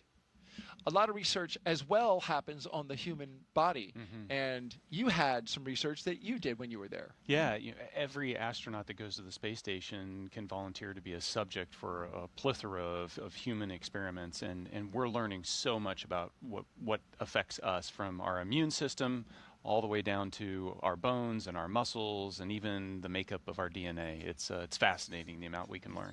And if you want to know why Nick is able to have such a young look, it's because in space you get older slower. I heard like 0.005 seconds slower. Yes. That and radiation's good for complexion. Thank you, Nick, for all your insight. Now let's toss it out to Tony at OSB2. Hey, thanks, Daryl. Joining us here, we have Dr. Stephen Platts, Dr. Lori Glaze again. Thank you guys both so much for joining us once again on this beautiful day. You know, Steve, Lori, let's discuss the human research that's going to be flying aboard this mission. Can you tell us what the crew will be conducting? Sure. The Human Research Program is sponsoring 10 research experiments for this particular launch. We're really excited about it. We have cardiovascular studies. We have studies looking at the brain and the eyeball, muscle, skeleton, pretty much everything you can think of. And what we're most excited about is we're really able to focus on some of the biggest risks we have to the human for spaceflight, and we're focusing on how we can better understand everything we need to get to the moon and Mars. You know, speaking about the moon and Mars, Lori, can you tell us a little bit more about how this human research help us on those future missions? You bet. You know, when we start thinking about our future at the moon and Mars, sometimes it seems like science fiction. You know, the idea of having a permanent base on the moon that we can visit, or sending humans to Mars, but we are getting so close. In fact, we're less than a year from the next flight in the Artemis program, which is Artemis 2. We're going to be sending 4 crew for 10 days around the moon. And so we're getting there. The next mission after that will land humans, our crew, on the surface of the moon, first time since 1972, and at the South Pole, where we've never been before. And when we think about those missions that we're going to want to spend time on the surface of the moon or transiting to Mars, we're going to need our crew to be healthy for weeks or months in that transition period, and then be able to perform and execute the science and the exploration when they land in those partial gravity environments. And so it's critically important. We're using the space station, of course. It's a unique laboratory for doing the experiments that Steve's describing, doing things like being able to grow plants that we're going to need for food, so we don't need to bring all of the fresh food with us. Being able to recycle the water for drinking water and other purposes on the on that journey. Having sensors that can help us detect hazards from solar storms, so that the crew can get protection in time. So all this work is critical for us in our planning, and it's getting close. So we need this work now.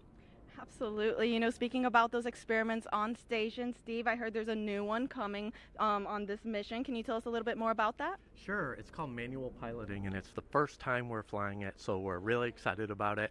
It will really help us with our planning for landing on the moon. And so what we're doing is we're looking at the transitions of gravity. We go from Earth to orbit, and then we're thinking landing on the lunar surface. Those transitions affect the human body, and so they can make you disoriented, they can disturb your balance and things like that. We have special equipment that we can use to simulate landing a vehicle, and so we're going to test the crew before in flight and then after they land in order to see how the body's affected so that we can figure out the best way to keep them safe. Well, Steve, Lori, thank you both so much for joining us. Now we'll go ahead and get you guys back to the shade, away from the heat, and we'll send it back to our host desk, Nick and Daryl. Well, we appreciate you all out there. It is cooking outside, so thank you very much for hanging in there. Crew-11's time in orbit will teach us how to keep humans healthy in the space for long haul. Meanwhile, on the moon-facing side of NASA's work, Artemis 2 astronauts, including Commander Reed Wiseman, are training for a very different challenge, a 10-day mission around the moon. And before they launch, NASA and the Department of Defense are making sure they know how to get home, even in an emergency. Here's Reed with a behind-the-scenes look.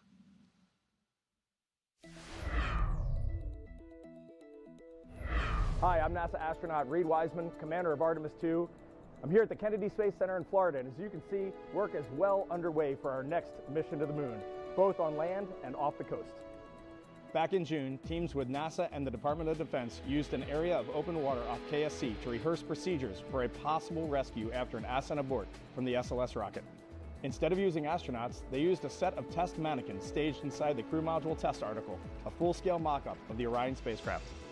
You can see pararescuers jumped from a plane into the water with their specialized equipment, then approached the spacecraft, opened the capsule, and transported the mannequins to the helicopter safely for medical care. This was one of 2 emergency procedures they rehearsed should they need to rescue me, Victor, Christina, and Jeremy during an abort scenario. And back here on land, now that the upper stage integration is complete inside the vehicle assembly building, teams with NASA's Exploration Ground Systems have been running SLS integrated testing, where they powered up both the core stage and boosters for the first time in preparation for our 10-day journey around the moon. That's a look at your Artemis Moon Minute. Artemis updates, scan the QR code on your screen that you see in the lower right-hand corner, or just go to the website at nasa.gov/Artemis-Roman numeral 2. And the moon stuff is really cool. The crew today drove by the VAB. There's a moon rocket inside there, and there's a crew that's training right now to go around the moon early next year. Yeah, and I love that view as they were driving by because it shows just kind of how connected this whole thing is. You've got a Crew-11 getting ready to go to the space station, and a lot of what they're going to do is trying to prove out the things we need to know in order to go to the moon. And at the same time in that frame, you've got Artemis 2 getting ready in the background, and I'm excited to see 4 more colleagues go around the moon. 100%. All right, let's head back now to Hawthorne, California. Thank you very much, Daryl and Nick. And right now we're preparing. Fuel load complete. And that was going to be the update, is that fueling continues to be occurring for the Falcon 9 rocket. As you take a look at it on your screen now, it is a 2-stage rocket that is 229 feet tall and getting ready for liftoff in just a little less than 20 minutes. And at launch, it produces more than 1.7 million pounds of thrust. And rockets like Falcon 9 don't use all that thrust just to go straight up. Early in flight, Falcon 9 performs a gravity turn, a smooth pitch maneuver that tilts the rocket sideways to build up horizontal velocity. You may hear this call at about 10 seconds into launch as the vehicle is pitching downrange. Once the first stage completes its portion of the mission, it shuts down and separates. A stage rocket like Falcon 9 sheds the booster to eliminate weight and uncover the Merlin vacuum engine on stage 2. To reach orbit, the vehicle needs to go fast, hitting an orbital velocity of about 28,000 kilometers an hour, just to keep from falling back to Earth due to gravity. That's fast enough to lap the Earth in about 90 minutes. And as we mentioned earlier, after stage separation, today's booster will be landing at Landing Zone 1 at Cape Canaveral Space Force Station, returning to Earth for its 3rd time. The second stage takes over from there, powered by a single Merlin vacuum engine, also known as the MVAC. With its extended nozzle and optimized design, the MVAC drives maximum performance, producing 220,000 pounds of thrust in the vacuum of space. And getting to space is the first step to building our multi-planetary future. At the top of Falcon 9 today, the crew is sitting inside Dragon Endeavour. There are currently 5 Dragon spacecraft supporting human spaceflight missions: Endeavour, Resilience, Endurance, Freedom, and our 5th and final Dragon, Grace, which just launched the Axiom 4 mission last month. Designed with safety as the highest priority, Dragon is capable of carrying up to 7 passengers to and from Earth orbit.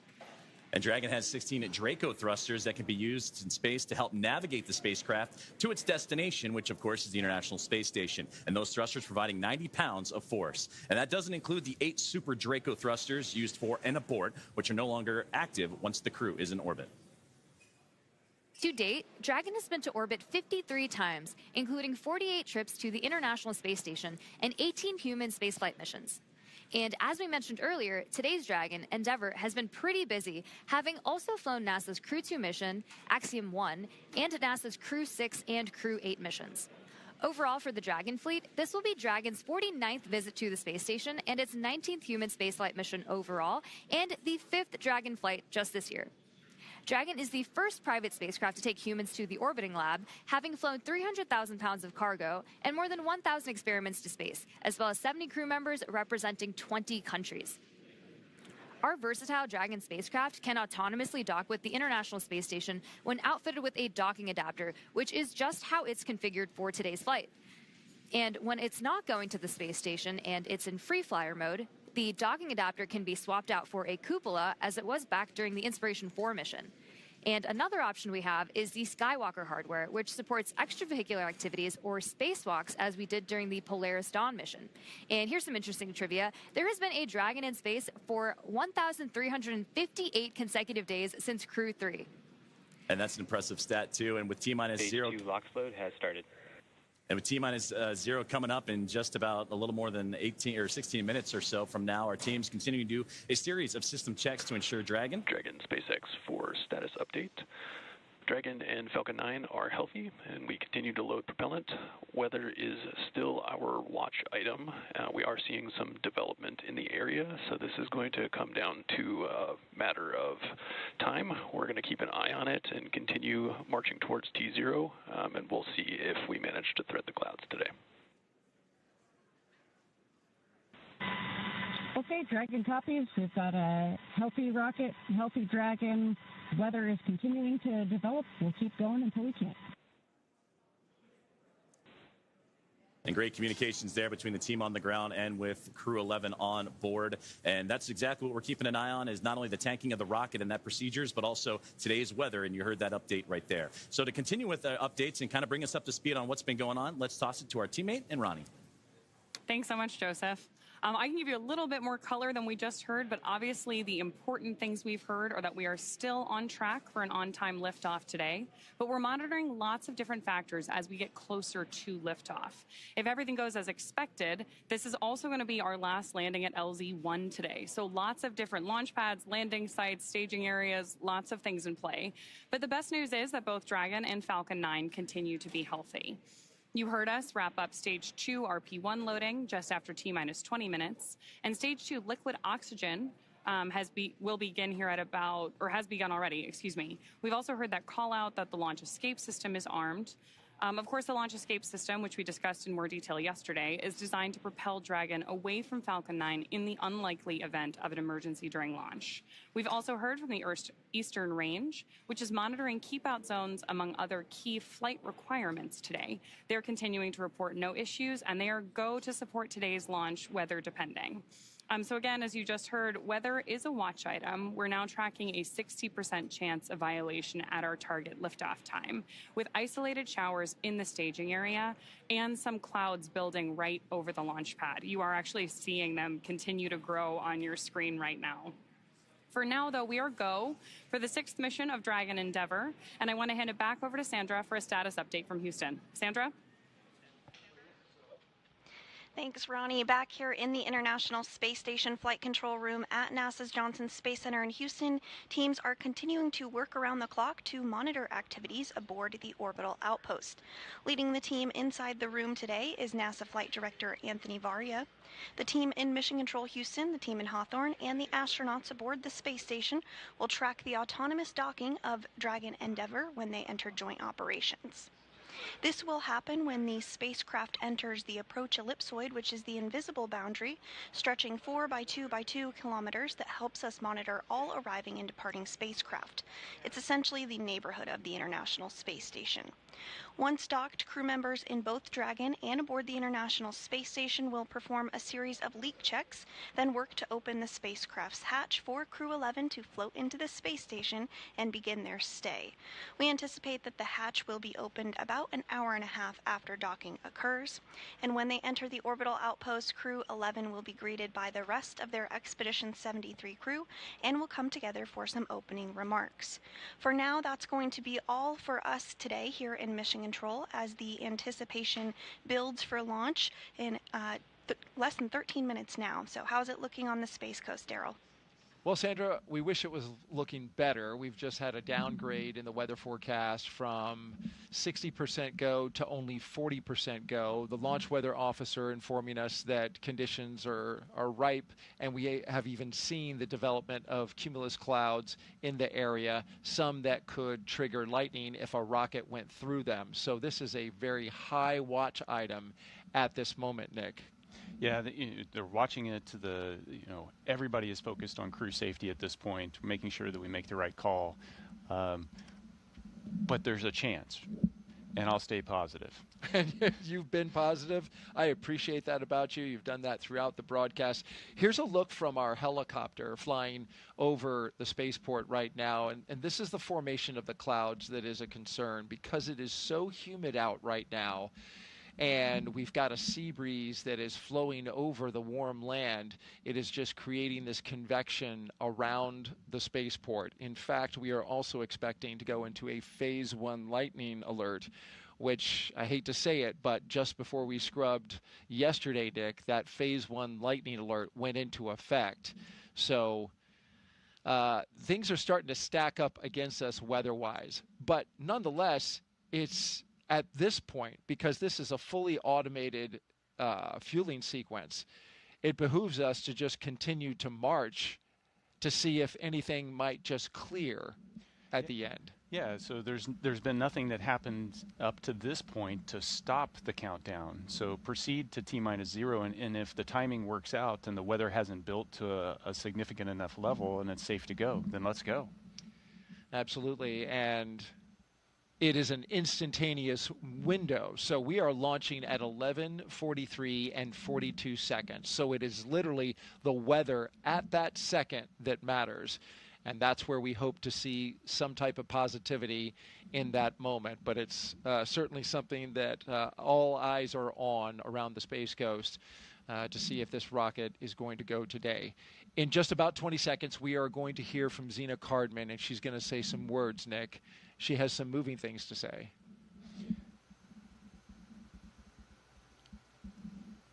Yeah, Zena is an amazing person, and watching her, along with Stephanie.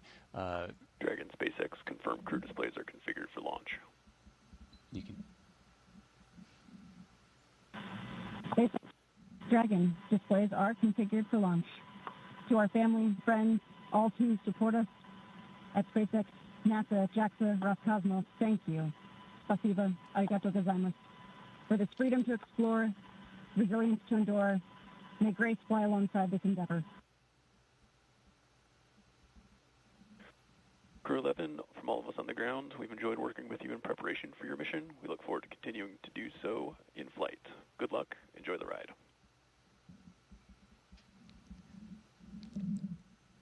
Yeah, and Zena, hitting the tone I would expect her to do. She is the consummate professional.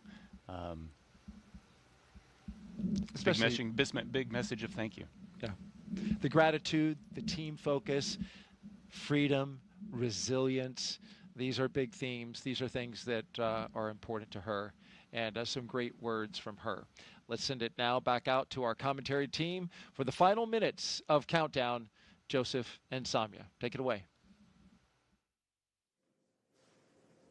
Thank you, Daryl. Thank you, Nick. And that was beautiful what Zena had to say and reflecting on family and friends, but also that great shot you saw in that 2 box. That was from the International Space Station, that view as the space station actually going right over Florida and the Cape. So it's not just those on the ground that are excited. It's their teammates aboard the orbiting laboratory as well. Well, we're closing in on launch, 8.5 minutes away. It'll be about a 9-minute ride to orbit, which is around the time of the second stage cutoff. Dragon and the second stage will continue to coast for a few minutes after that, and then prior to separation. You'll be hearing some performance calls as we get into the final countdown and then after liftoff. These are SpaceX flight controllers reporting on trajectory, speed, booster, and performance, and the key milestones, but there are some other calls that you'll hear the crew make as well after liftoff. The crew will report out a few number and letter combinations, which mark different abort zones throughout the flight uphill and up the eastern seaboard. The first two, 1A and 1B, those are abort modes available while the first stage is firing. Now, the second are 2A through 2E. Those will come into play once the second stage kicks in, and then though we'll only hear the 2A call out from the team. Diverting a little bit from that naming system, you'll also hear the call Shannon, which refers to Shannon, Ireland. This call means the crew could target off the coast of Ireland if they needed to abort late in that second stage burn.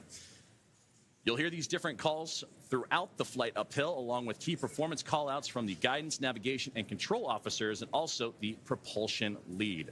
So we're closing in on T-minus now 7 minutes, and we continue to keep an eye on the weather. One of the next callouts we're listening for is that stage 1 engine chill has started. That's coming up in just a few seconds. And that is a key process that prepares the engines for flight. Engine chill has started. Right on time.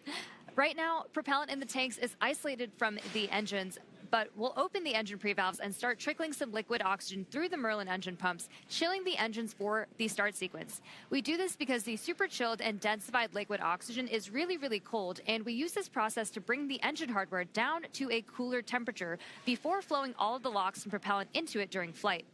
At liftoff, Falcon 9 is consuming 700 gallons of fuel per second, so engine chill helps us to prevent thermal shock and ensures nominal engine performance. Shortly after, we should also hear the call out for stage 1 RP1. Fuel load complete. Right on time. So now that engine chill is underway, we're looking ahead to the call out that RP1 load is complete, which just occurred a moment ago, and again prevents that thermal shock. You got to stretch before you can start running. And RP1 is densified kerosene or rocket fuel that will propel the crew into orbit. And all of that RP1 is now about to be fully loaded into the rocket, since we're previously heard that the second stage is completed, or about to be completed here in just a couple moments. And then while we're still loading liquid oxygen on that first stage and second stages. This is the oxidizer that is needed to combine with the densified kerosene that just finished up loading. The RP1 liquid propellant needs an oxidizer to combine with everything in order to ignite. Coming up at the 5-minute mark, we'll hear the call for Dragon to configure for terminal count and then transition over to into internal power. And that should be happening in about a little less than 30 seconds from now as we continue to close in on that T-0 mark.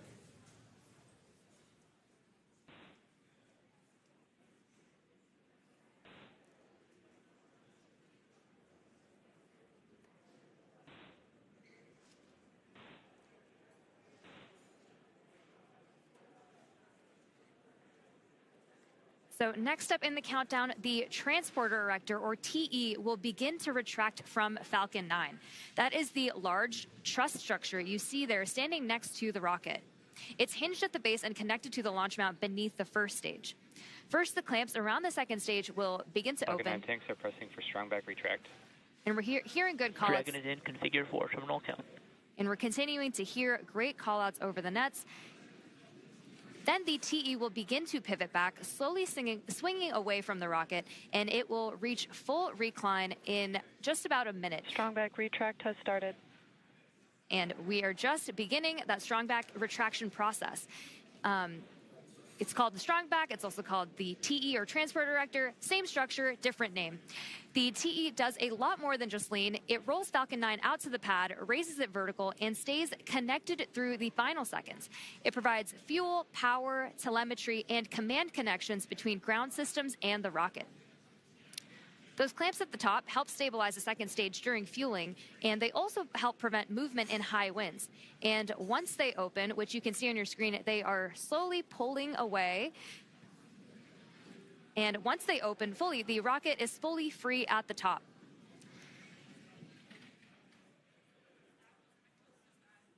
Propellant continues to be loaded late here in the countdown as we're approaching 3 minutes and 30 seconds. We're continuing to keep an eye on the weather, and that's going to be the biggest thing as everything continues to march towards that liftoff timeline. But you can see there the strong back starting to move ever so slowly away from the rocket. The clamp arms are open, and you also see those white clouds starting to billow off the rocket itself. Those are perfectly normal as it's the coolness of the propellant on board is mixing with that warm Florida air, and that's what causes that boil off, and that you heard Nick talk about it earlier when you have that steam come off the rocket, so it looks like a lot of clouds billowing off it as well. But approaching the T-minus 3 minute mark, and that's when Stage 1 LOX load complete. And that's what I was about to say, is that you're going to hear that liquid oxygen load be complete. So everything is primed and pretty much ready to go. And you'll see, again, those white clouds of vapor and a great view of the entire rocket as we continue to build closer to launch. And, of course, liquid oxygen, super chilled. Dragon So is in terminal count and on internal power. Boils off in that warm Florida air. And now, load complete. We're on internal power. And we're also going to hear gas closeouts are going to start to begin as well. And then everything will get vented overboard through the umbilicals and strong back, and you may hear some of that venting noise come in soon. So LOX is still loading for approximately another 20 seconds on stage 2, and once that is complete, we'll vent down the TE, which will produce a white cloud off the side of the rocket, which is normal and expected, just as Joseph had mentioned.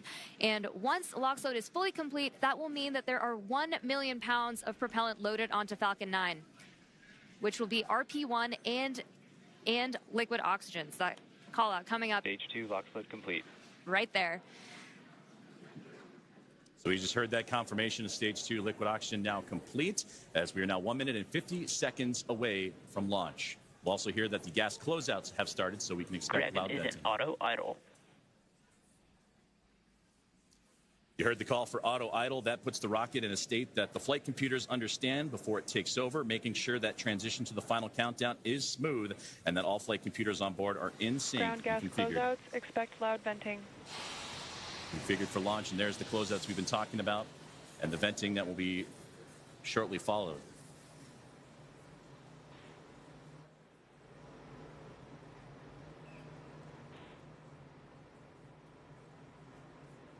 One minute and 10 seconds to liftoff of NASA SpaceX Crew-11.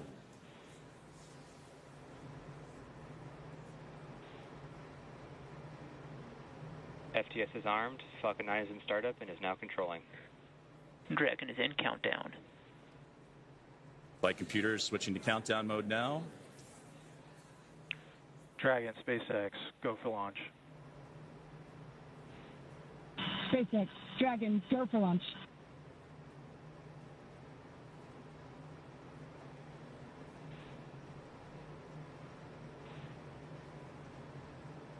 $30 seconds.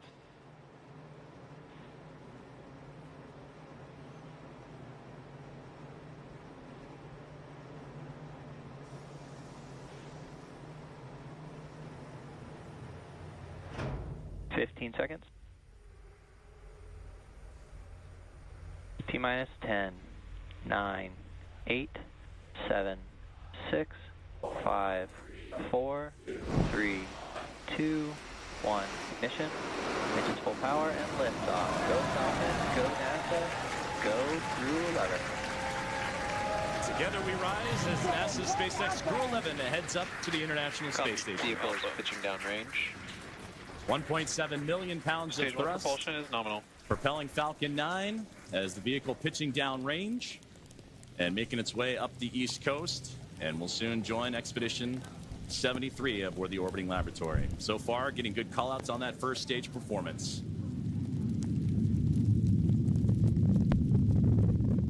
We are now T plus 35 seconds into the Crew-11 mission on board Dragon and Falcon 9.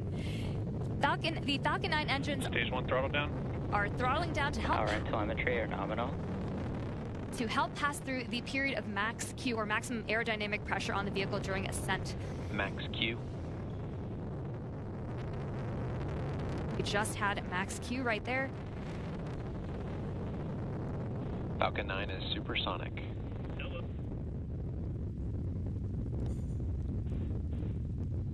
1 minute, 9 seconds into what is a little bit more less than a 9-minute flight uphill as Dragon continuing.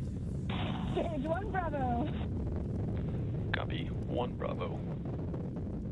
And that 1 Bravo, again, that's the abort zone, that last abort zone for stage 1 if necessary. The crew already pulling over 2 Gs. And next, we're going to have a couple of events happen in rapid succession. We'll be getting ready for the second stage to warm up and have this second stage MVAC chill. And then we'll also have MECA, or main engine cutoff, where the 9 engines on the first stage will cut off ahead of the first and second stages. Will then be separating from one another. And then the single Merlin vacuum engine on the second stage will ignite and continue to carry Crew-11 to orbit, while the first stage begins its journey back to Earth, as we're now 1 minute and 56 seconds into today's flight. The 9 Merlin engines are starting to throttle down and are standing by for MECA, or main engine cutoff. MVAC chill has started. And we just heard that call out for MVAC chill. And coming up in under like 20 seconds, we have 5 events happening back to back. MECA, Stage 1 throttle down. Stage separation, Stage 1 flip, SES-1, and the start of boost back burn. It's going to be pretty quick, so keep a close eye on the action and the mission event Main engine cutoff.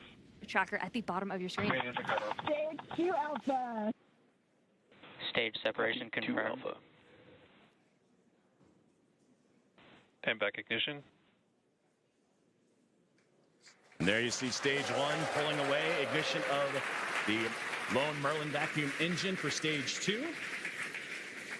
And again, those happening in quick succession as we continue to get great views of that Florida coastline and the eastern seaboard there, as Crew-11 continuing its path to orbit, now approaching 3 minutes into today's flight. Still a little ways to go, about 6 minutes left, as they continue to climb their way up and eventually track down the International Space Station.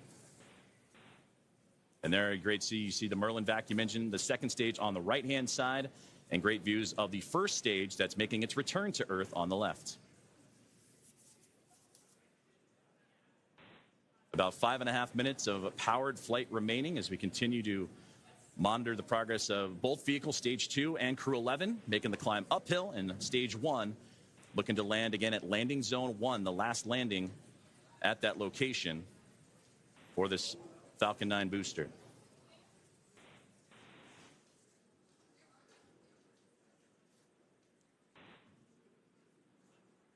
Dragon, SpaceX, nominal trajectory. Dragon copies. We're continuing to hear great call outs over the nets that both Dragon and Falcon are right on track to orbit. So the first stage booster is now on its way to Landing Zone 1, and we just saw those grid fins open up on the left-hand side of your screen. The first stage has a couple events ahead of its landing. Stage 1 will start its entry burn, which will be the second of 3 burns to return the booster a few miles from its launch site at Landing Zone 1. During this entry burn, Falcon 9 will use its engines to pump the brakes to slow the vehicle down before it reaches the denser parts of the Earth's atmosphere. And if you didn't know, Falcon 9 has a complex heat shield that is designed to protect the engines and the vehicle from all that combined thermal and aerodynamic loading during max entry Q, which is the moment of max stress on the vehicle during entry. And that will be followed by a landing burn. And this burn will last for about... Dragon, SpaceX, nominal trajectory. Continuing to hear good call-outs.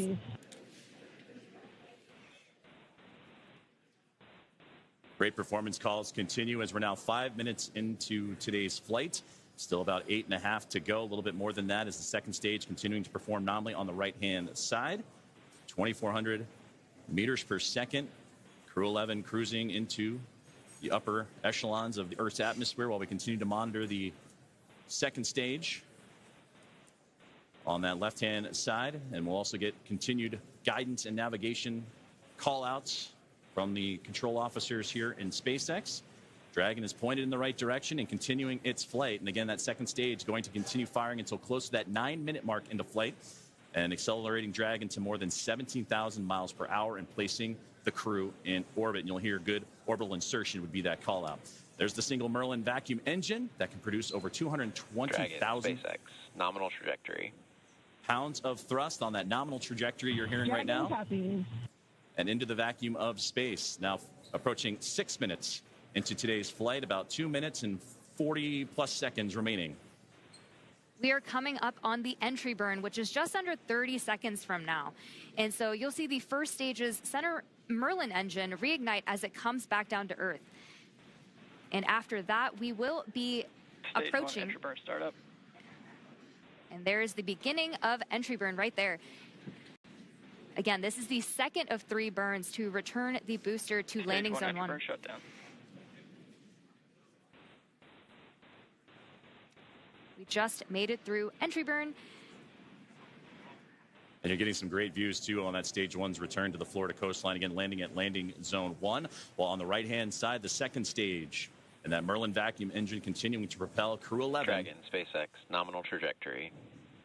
Into orbit. And Dragon copies. And again, great. And now with about 2 minutes left of powered flight remaining, still receiving those great calls from the crew on the ground. And we're getting those relays from Crew-11 Commander Zena Cardman. Stage 1 transonic. We are now very quickly approaching the start of our landing burn, where 3 engines, engines 1, 5, and 9, will relight to help slow the vehicle down just before it touches down on landing zone 1. We should hopefully have some great tracking shots of that. Stage 1 landing burn. Stage 2 FTS is saved. Stage 1 landing leg deployed.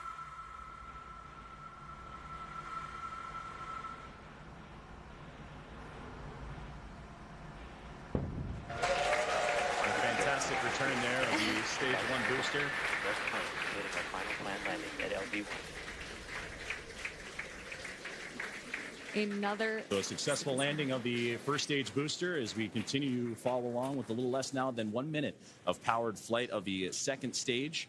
And you'll hear the call out SECO, or second engine cutoff. Is a great view there, glowing orange with the Earth eclipsing right around that Merlin vacuum engine, and everything continuing to perform nominally for NASA SpaceX Crew-11. Terminal guidance.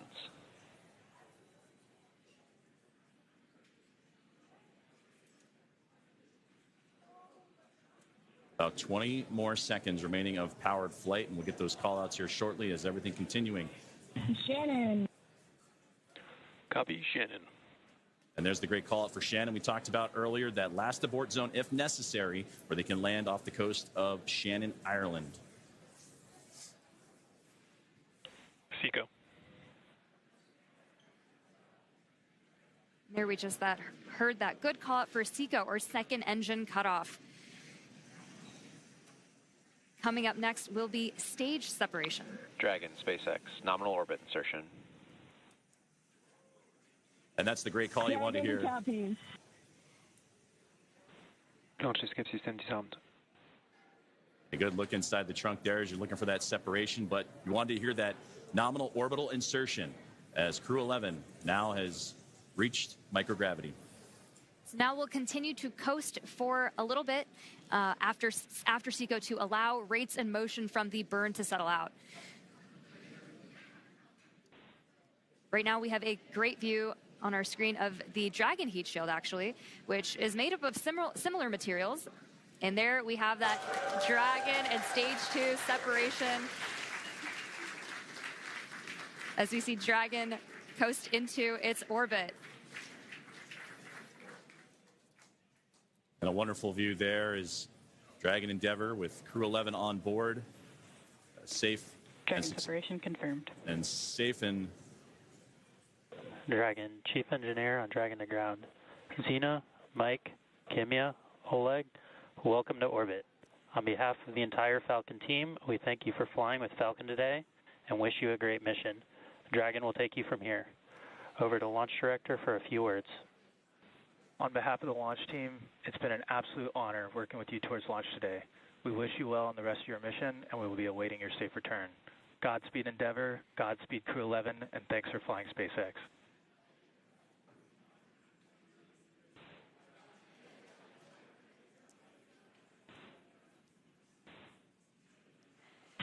SpaceX, Dragon, I have no emotion but joy right now. That was absolutely transcendent. Ride of a lifetime. Thank you. This has been an incredible honor. And it's my privilege now to pass us along to Mike for some additional words. Boy, it's great to be back in orbit again. Thank you to SpaceX and NASA to get us here. What a ride. And Zena and Oleg, let me be the second to welcome you to your first orbit around beautiful planet Earth. Kimiya-san, Okaeri Nasai, welcome back.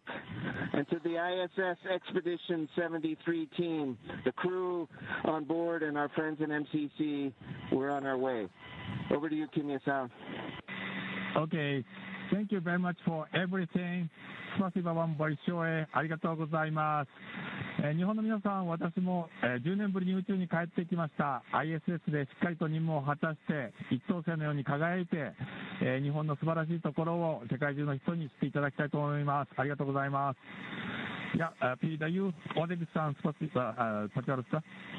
Спасибо, Kimiya-san. Thank you very much. Arigato gozaimasu. And спасибо всем. I'd like for the beginning to say thank you very much, Roscosmos, SpaceX, and NASA for this unique opportunity to be here with my great crew. Дорогие друзья, находясь на космическом корабле и облетая нашу родную планету, я испытываю неописуемое счастье и восторг. Хочу выразить слова благодарности всей нашей стране, Соединенным Штатам Америки и России за эту уникальную возможность, а также Роскосмосу. Хочу выразить слова благодарности своей школе, в которой я учился, номер 103 в городе Челябинске, выразить благодарность Краснодарскому высшему военному авиационному училищу летчиков и 22-му гвардейскому истребительному авиационному полку, а также сотрудникам Центра подготовки космонавтов, кто искренне верил и болел за эту идею отправить меня в космос. Обещаю выполнить все поставленные передо мной задачи на отлично. Ура!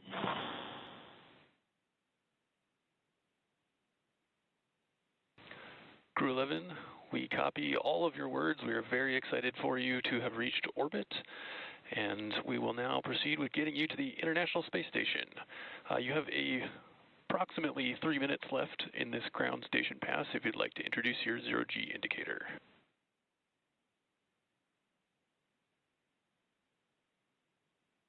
Copy all, Tremaine. Thank you so much. We'll get out our 5th crew member here in just a moment. This zero-G indicator honors a shared memory with our lead trainer, Paul Weiss. For all the mentors and team members who got us here through sacrifice of time and dedication, I hope we made you proud today. Thank you so much.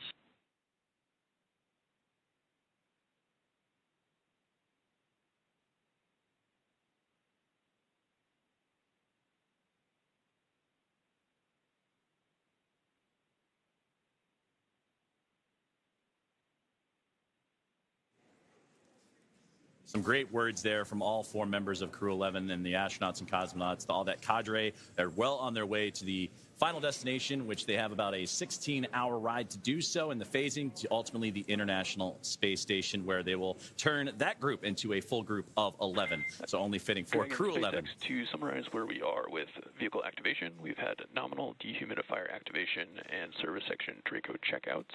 We're currently opening the nose cone. We have just gotten confirmation that nose cone copies all, and we'll be ready for visors open with ECOS activation complete. We just had great comms that nose cone deploy is underway. The 6 hooks that hold the nose cone in place during the launch and ascent portions have to retract, and then the nose cone will be able to start to swing open and deploy. This uncovers a number of critical systems for the flight up to the space station, including the forward bulkhead thrusters and the docking hatch. And that call from the core here in Hawthorne indicating that we had good checkouts of the 12 Draco thrusters around the service section. 4 to go after we get the nose cone open and the ECLIS, the environmental control and life support system, activated inside Dragon. Soon the crew will be able to get their visors open and get out of their suits and settle in for their ride to the space station. And we'll continue to get those call outs and hear about the nose cone again. Right now, currently opening. The hooks have been opening, and they were doing so during the great words from the crew. So we'll continue to monitor and waiting as the nose cone is deploying at the moment. And we'll wait for that final confirmation that it is open. And Crew-11 can continue its journey on as we await those last few moments here as nose cone deployment currently underway. And a great view of Dragon as it went up the eastern seaboard, and we had a view for a moment there as, again, passing over ground stations. And that's what provides us the great views that you've been seeing throughout today's broadcast inside the Dragon spacecraft. And there's a great look at the that single Merlin vacuum engine that helped propel Crew-11 into orbit. And a great view of looking outward across the arch of the Earth. Despite all of the weather issues we were having on ground leading up to launch, we seem to be having some really clear, amazing views in space today. And now 16.5 minutes into flight, you're right. It was threading the needle, but they were able to get up and about above the clouds. And even watching that ascent for stage one was wonderful to see them bypass those clouds that we were talking about a lot today. But again, as we await for further views inside the Dragon spacecraft and from their pursuit, Crew-11 to the International Space Station, we're now standing by for nose cone deploy. As the team on the ground in Hawthorne, California, right there inside SpaceX Mission Control, actively monitoring all of those systems. You mentioned the Eclipse system inside, and once everything checks the appropriate boxes, then Crew-11 can doff or get out of their spacesuits. Those new IVA suit for Mike Fincke and company.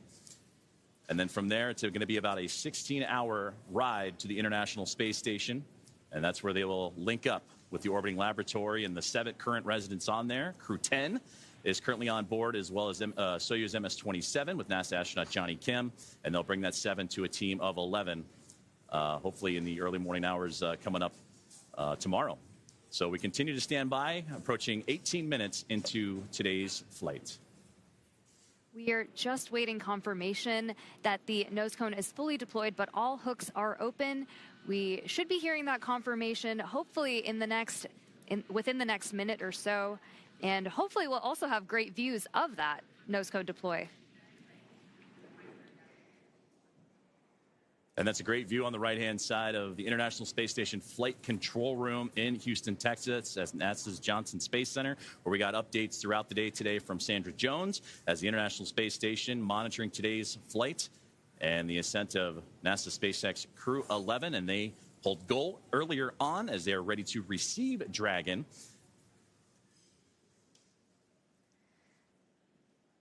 And we just received confirmation that the nose cone has completely opened and deployed. So great news as, again, all those checkouts continuing to happen for Crew-11 after a successful on-time liftoff today. And they were able to get past the clouds, the weather that we've been monitoring, and a successful first stage and second stage performance to propel them into orbit. Crew-11 is comprised of NASA astronauts Zena Cardman and Mike Fincke, along with JAXA astronaut Kimiya Yui and Roscosmos cosmonaut Oleg Platonov. And they are now safely in orbit following that approximately 9-minute ride after liftoff today from NASA's Kennedy Space Center in Florida. The crew now, as mentioned, has a little bit about a 16-hour journey before they reach their destination. Dragon SpaceX, we see a nominal nose cone opening at TCS and 4 bulkhead to Draco checkouts. Great call out right there. Dragon copies all. Good news. And that's what we were waiting for there, was that call up to crew. Looking forward in the timeline, you have your first burn up on your forward view. That's the phase burn in approximately 25 minutes. We will also be monitoring the stage 2 deorbit to give you the go for suit doffing, and we're expecting that at T plus 45 minutes. Dragon copies. We'll be monitoring, and T plus 45 approximately for suit doffing. We're with you in the timeline. Great conversations there with the team on the ground, and there they are, Crew-11.